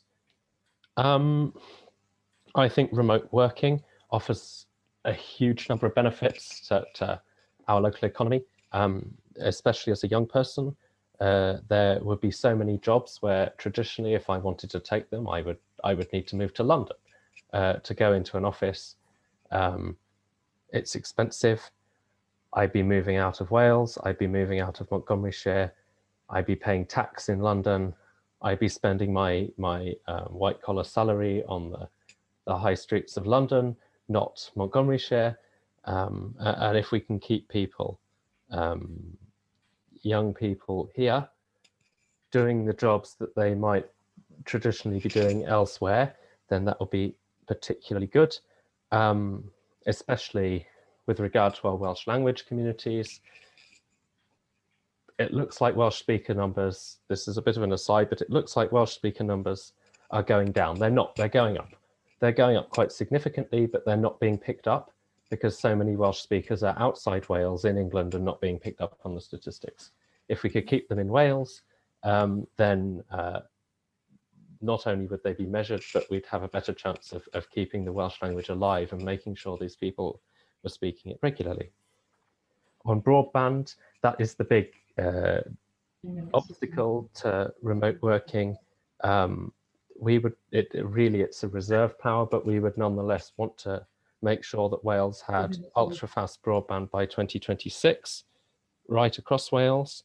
Could I ask you to draw to a conclusion on this one, please, Owen? Yeah, just one more quick point.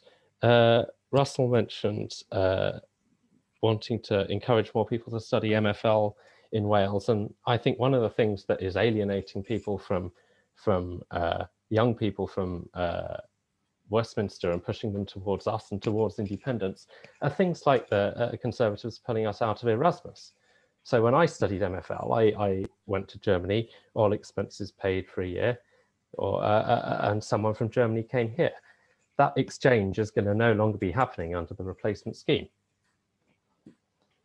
Thank you. And Kate for Welsh Labour, please. Okay, thank you. So why should Welsh 16, 17-year-olds vote for the Labour Party? Like Owen, we're talking about a guaranteed job, training, education, or apprenticeship for anybody under 25, or to help with them setting a business up. We obviously have kept the education maintenance allowance as well, despite the fact that the Conservatives have got rid of that in England. And I think that helps. It's small, but it helps. It makes a difference. And we have a commitment from Welsh Labour as well to look at that and extend it in the next senedd. So we created 100,000 apprenticeships in the last senedd. We'll do more than that this time. And they may be in retail. I know Oliver has particular views about that. But they will be in all industries, because people want to enter into a lot of different industries and they shouldn't be barred from doing that. In terms of travel, agree with the other parties that talked about under 25 free travel. We've also, I talked earlier about the pilots that pilot schemes that we'd funded. One of them was called flexi travel. So that's about demand-driven travel. So it's fine saying I'll give you free bus pass if you're under 25, but if you've got no bus, in some villages we have a bus twice a week. Some villages that's not going to make a difference. But if you have an on-demand travel service, then that will make a difference, because you'll be able to, it's almost like a taxi service that you book. And I would like to see Montgomery show up at the front of the queue for flexi travel. But we are looking at careers. We will have to rebuild post-COVID, and we have to deal with climate emergency. I know I always keep going on about this, but anything that you see when you're about 16 to 17 years old that's fairly new, in terms of green jobs, in terms of green industry, in terms of dealing, for example, with the 56% of carbon emissions which come out of buildings, then you've got a job in the construction industry in addressing that. And we've been talking to the construction industry, to colleges, to set up apprenticeships, to make sure that we have the right number of people trained to go and address those problems, because there's no point throwing millions of pounds, as Boris Johnson has done, at an American outsourcing company and saying, go and sort out retrofitting older homes. You have to make sure that you've got the businesses who can do it, the Welsh businesses that can do it, the people who have the skills to do it. And it's a bit of planning now that actually pays dividends later on. So climate emergency, 15 billion investment in an infrastructure programme in Wales to get us to a zero carbon economy is a massive opportunity for young people. I probably won't live to see the worst aspects of climate change if we do not tackle it. But young people, 16 to 17-year-olds will do, and so will their children. And I think that they need to vote in terms of their futures in that respect. Thank you. Thank you for that. And Gwyn for Gwlad, the last answer to this question.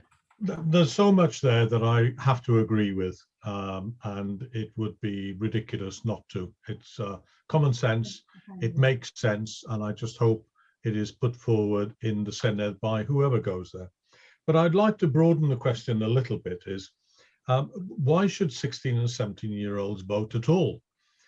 Because the view of them is they can't be bothered, etc. Well, it's not what I have found. I'm a great-grandfather, so I've come across a whole load of youth, and they are very, very enthusiastic.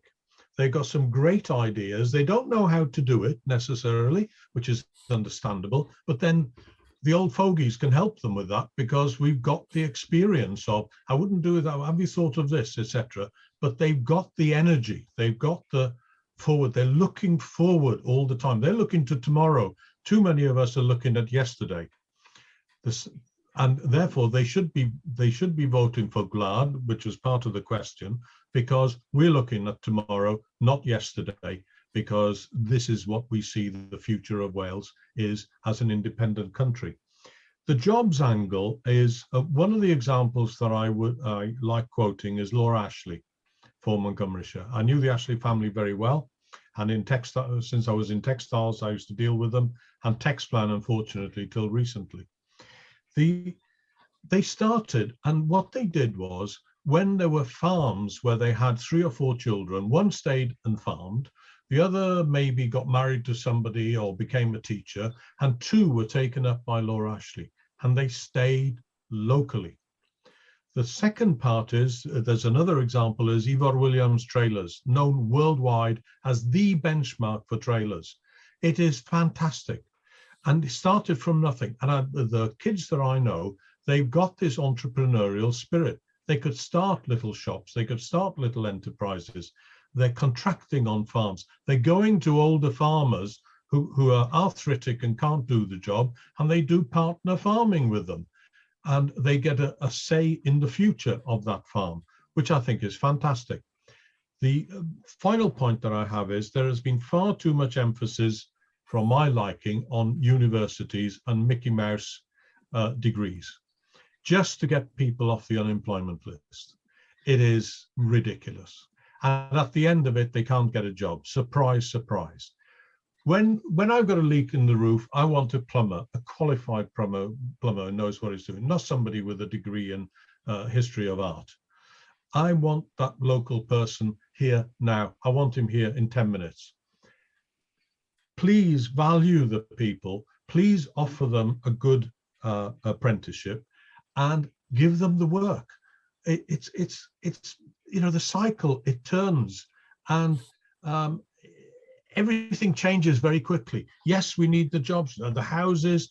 We don't need the second homes all over the place. That's another subject. We're totally against it. There are 100,000 empty houses at the moment. Local authorities, you can buy them, do them up, make them green. There's work for somebody. It just the casegeira yn Gymraeg, the rolls in the snow and just gathers pace, momentum, and size. Thank you very much. We have one more question. We have 15 minutes left and 4 more questions. I think we'll be lucky to do 2. What I'm going to ask you to do is, with this last question, and maybe squeeze 1 more in, is to be as brief as you can. A question from Jill Kibble: how will you support agriculture in our rural county without going down the route of intensive farming, but promoting high quality local food? And Alison for Welsh Liberal Democrats, will you kick us off on that, please? Yeah, so I've worked closely with a group of local farmers and ecologists who put together a plan precisely to answer this question. And we agree with the general direction of what's going on in Westminster and the Welsh Government, that we need to support public money for public goods, but critically, we include quality food as a public good in our considerations. And we would like to support small farmers in particular in achieving this. I think there's a great danger that the unintended consequences of policy can end up with agribusiness taking over our small family farms. And so the way that we would like to do this, yes, public money for public good. We want to see recreation of hay meadows and more woodland planting. We're desperately lacking woodland cover. We want to see local food networks, a brand for Wales and for Montgomeryshire for our food so we can market it better. We'd like to, as I've said before, change planning so rural buildings can be used for housing for people working the land, and to allow people to build where they are farming the land in a way that works for nature, that increases biodiversity, that you can build a property where you live, you know, a eco home. I think I've probably said quite a lot. I could go on. Thanks, Alison. Well done. Nice and brief. Oliver for Reform UK. And the first thing, I know this is a topic that's close to Jill's heart, is a limit on chicken checks, on chicken farming. We've had this question has obviously come up before in other hustings. I think there's a broader question around animal welfare standards. Again, one of the benefits of leaving the European Union is that all of those rules and regulations can be set locally by the UK government and by the Welsh government in Cardiff.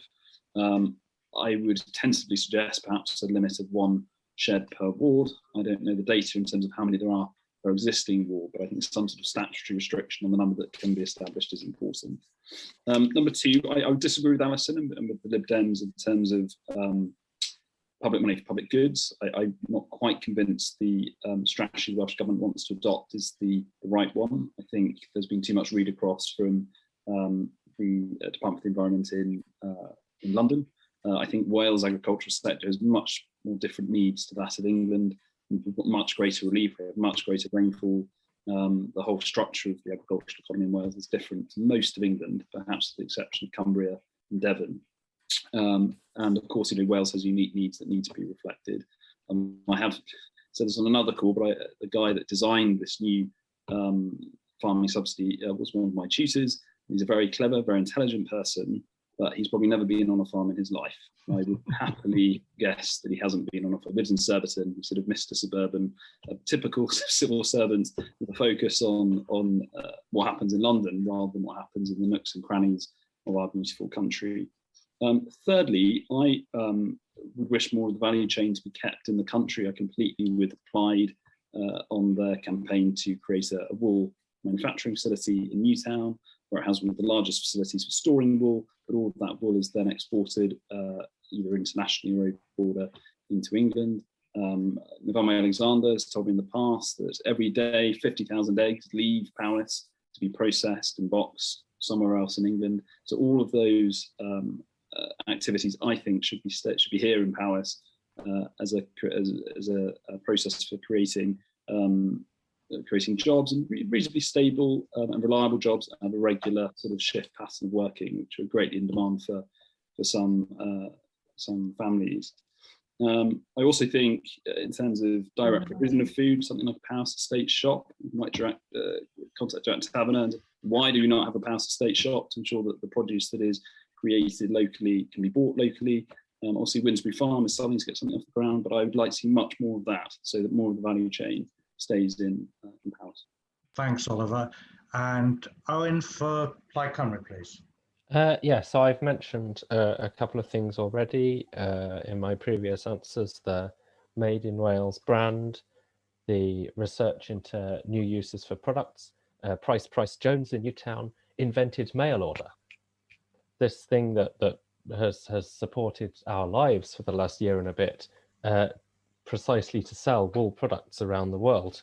He sold sleeping bags to the Prussians, for God's sake. Otherwise, I think there's going to be quite a lot of agreement. I don't think I disagree with anything that Alison said. All I would do is emphasize that when we're planting new trees, when we're trying to increase the biodiversity in our hedges and our edges of fields, that we'd want to make sure that we worked with rather than against farmers and land managers, and that they were included within the process rather than being dictated to from central government or those without the same direct experience of the local area or of agriculture itself. Thanks, Owen. Thanks for that. And Kate for Welsh Labour. Okay, so I'm going to be brief then. I'll just try and cover the things that we've not done. Intensive farming is a bit of a difficulty around poultry in Wales at the moment, and I think I'd like to see some planning changes around that, and certainly I'll be open to conversation on it, Jill. We're just putting together something at the moment that we want to put into Welsh Government. As you may know, we've called for a moratorium previously. We're very clear about local investment in hay meadows, in creating hay meadows, but also in community orchards as well, and in local food resilience. And I would very much like, again, Montgomery should be at the front of the queue in getting involved, taking some of that money and making sure that they get involved in creating that local food resilience. Cultivating Newtown is a brilliant example of how that can be done and how it can be done well. We'd like to see more support for small farmers as well as they diversify. But this is about high quality local food, and we need to distinguish what is high quality and what is local. We need to be able to do that by branding or understanding where that food comes from. But at the end of the day, it's up to you and me as consumers. You know, if we want to buy a chicken for £3, we have to understand where that comes from. And if we're prepared to pay a bit more and get better quality, then that's how we support local businesses, keep the money here, and make sure that we have a quality product in Montgomery. Thank you. Gwyn for Gwlad. Yeah, lots of things have been said. I start from, as an active farmer, I start from farms are there to produce food. And I know from doing it organically, we can do it in a very friendly way. I planted 4,650 trees myself, put a lake in. I've done just over 1 kilometre of dry stone walls and 2 miles of hedges. It's possible. It hasn't actually interfered with my farming, and I feel better myself for having done it. So it's a joy to do it. So that kind of thing. But what the Green Lobby wants is a blanket 100,000 hectares of trees, which means 2,000 farms are taken out. I'm absolutely against that.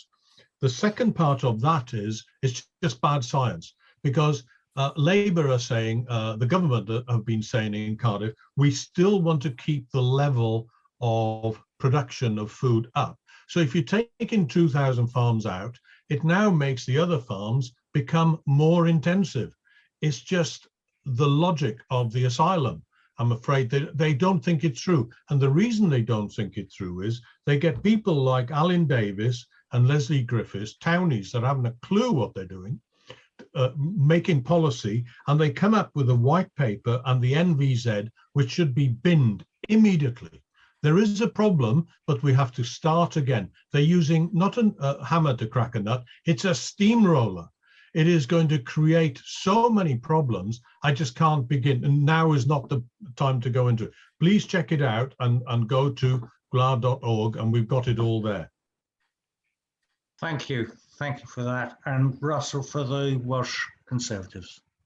Thank you, Chair. Certainly, I'd introduce Welsh Conservatives will introduce a Welsh agricultural bill setting out how farmers and land managers are going to be supported with public money for public goods. I think it's particularly, I'm trying to think of areas that other candidates have not mentioned, because I agree with nearly everything that's been said.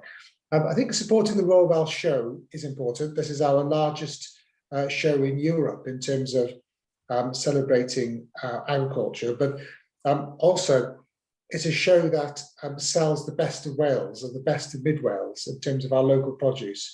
So I think they've had a difficult time through the pandemic, so we've got to support that show ongoing, particularly for over the next few years. And there's been some talk about intensive poultry units.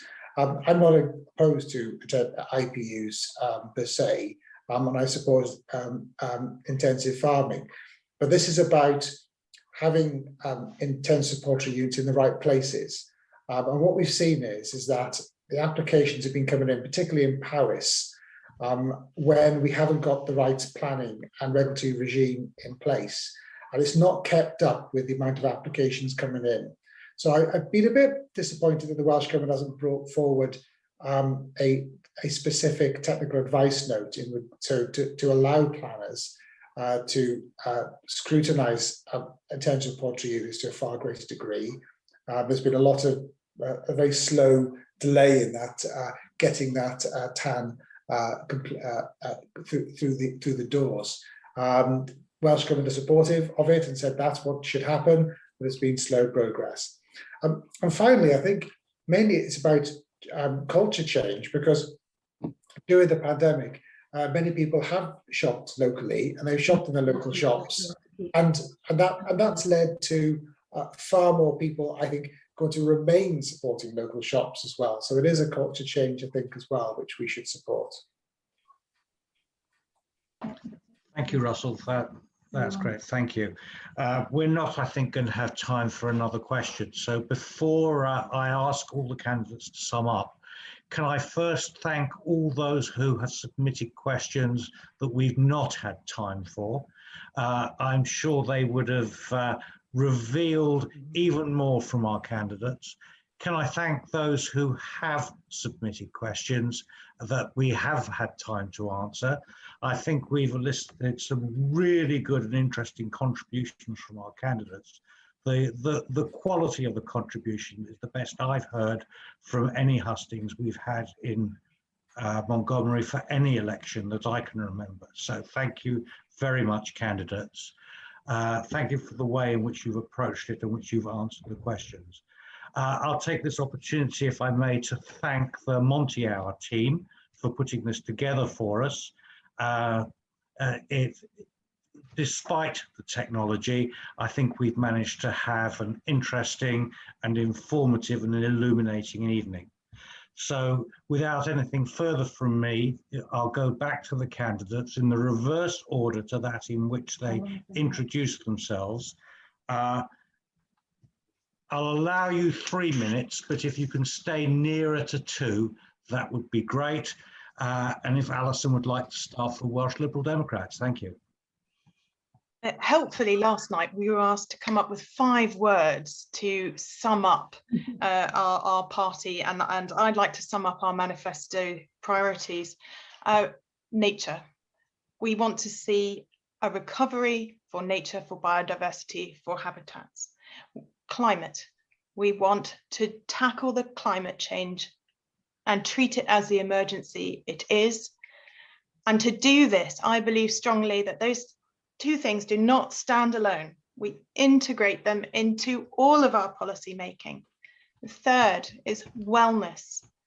We want to focus on making society work for people, you know, be it through free childcare, good education, warm homes. We're not focusing just on the NHS treating ill health, but on making well people who have affordable, high nutrition food. Opportunity, as we said, housing, but jobs. The green jobs that are coming on stream are a huge opportunity. There'll be thousands of jobs needed to do the home insulation and the high-tech solutions that we need. And fairness. Everybody should have the chance to take part in these opportunities that are coming along. And I think people are struggling to tell the difference between the parties. And I would say Liberal Democrats, we're liberals to start with. You know, we believe in personal freedoms balanced with responsibility. We believe in fairness and equality. We're internationalists, but we're also localists who feel very passionately about the importance of community. And we are not tolerant. We are more than that. We embrace diversity, whether that's of religion, ethnicity, sexuality, whatever it is. That's what being a Liberal Democrat is about. So if you're struggling to distinguish, I think it's important to go back to the values and what drives people's motivations and their priorities. Thank you. Thank you. Thank you, Alison. Russell, to conclude for the Welsh Conservatives, please. Thank you, Chair. Well, thanks for organising the hustings event tonight. In many ways, it's been, I agree with you, Chair, this has been a very good hustings event because there's been a lot of agreement between candidates. Perhaps some people watching think that's a bad a hustings event, but it's not for me. As a Senedd member, I work across party. I chair the Senate's Economy and Infrastructure Committee for the last 5 years, and cross-party working was what I most enjoyed. Not the usual party politics which people so often see. For me, some of the priorities for me, I think we need fair funding for Paris. I think local authorities for far too long have been underfunded, and that means we've got less money for our schools and our essential services. So that's something which has to be tackled by whoever forms the next Welsh government. I think one thing we haven't mentioned tonight is our tourism hospitality sector. Really important to Mid Wales, really is. So certainly we would apart from the other things that have been mentioned in terms of supporting business, but we would keep the cut of 5% on VAT for tourism businesses up until April 2022. And we don't support the tourism tax. We think that would be quite damaging for the economy of Mid Wales. We build 100,000 new homes. I think governments of all parties, actually, my party in the past as well, has been too slow building new homes. The Labour government in Wales has been slow over the last 2 decades. We should be building about 12,000 new homes a year. We're not. We're building about 6,000. So there's a big challenge there. But there's an opportunity as well, because that creates the construction jobs as well, I think we need. And also in terms of getting younger people supported as well, one thing I did mention is a cut to land transition tax, which is stamp duty for all first-time buyers. So something which is quite important, I think, in Mid Wales, is it helping young people to get onto the housing ladder. I think that is a real issue at the moment. The other issue is there's lots to talk about second homes, but for me, there are a lot of empty homes in Mid Wales as well. So we need to get our empty homes and have a grant specific for that to, again, help people for first-time buyers to get to the housing ladder. Thank you, Russell. Gwyn for Gwlad. Okay, so our radical positive policies are seen in our manifesto on gwlad.org, and we set them out in 3 columns. No party has done this before, but it gives the voters a clear picture of development, and I'm sure we will explore them much later. Column 1 is the current situation and its problems, and there are plenty. Column 2 is what the senedd can do now without any new laws, and it is a lot if the will was there, but it is not. And column 3 gives you a glimpse of what an independent Wales could do, what it might look and feel like. And finally, our policies come from anywhere and everywhere.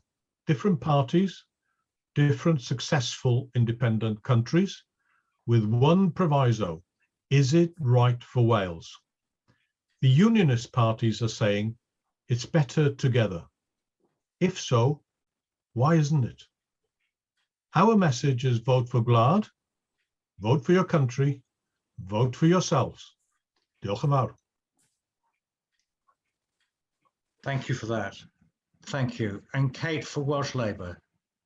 Thank you. So Russell talks about fair funding for Powys. Powys actually gets above average funding from Welsh Government.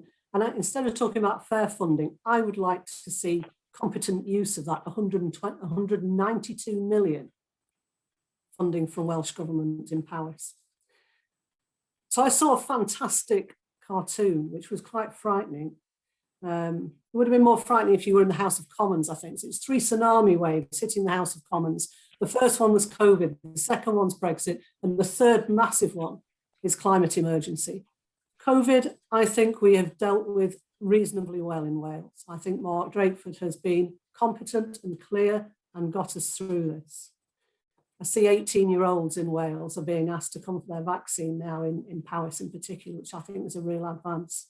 The effect of Brexit, I'm not sure we exactly know what that's going to be at the moment, but I note yesterday that the year-on-year export figures for both beef and lamb are down considerably, although market prices in Welsh will seem to be holding up. But we are absolutely going to have to deal with that. In terms of climate emergency, if we don't act, we are heading for 4 degrees of global warming, which is the catastrophic failure of our planet.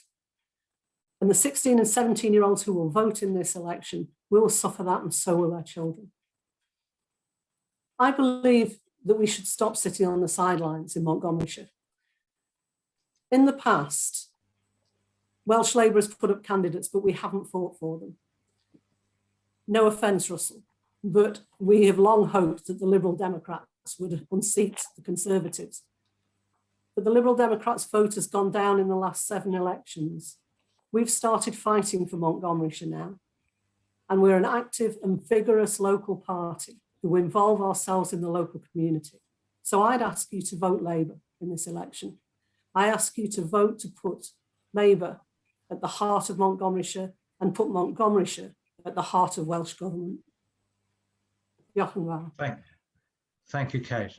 Thank you. And Owen for Plaid Cymru to conclude.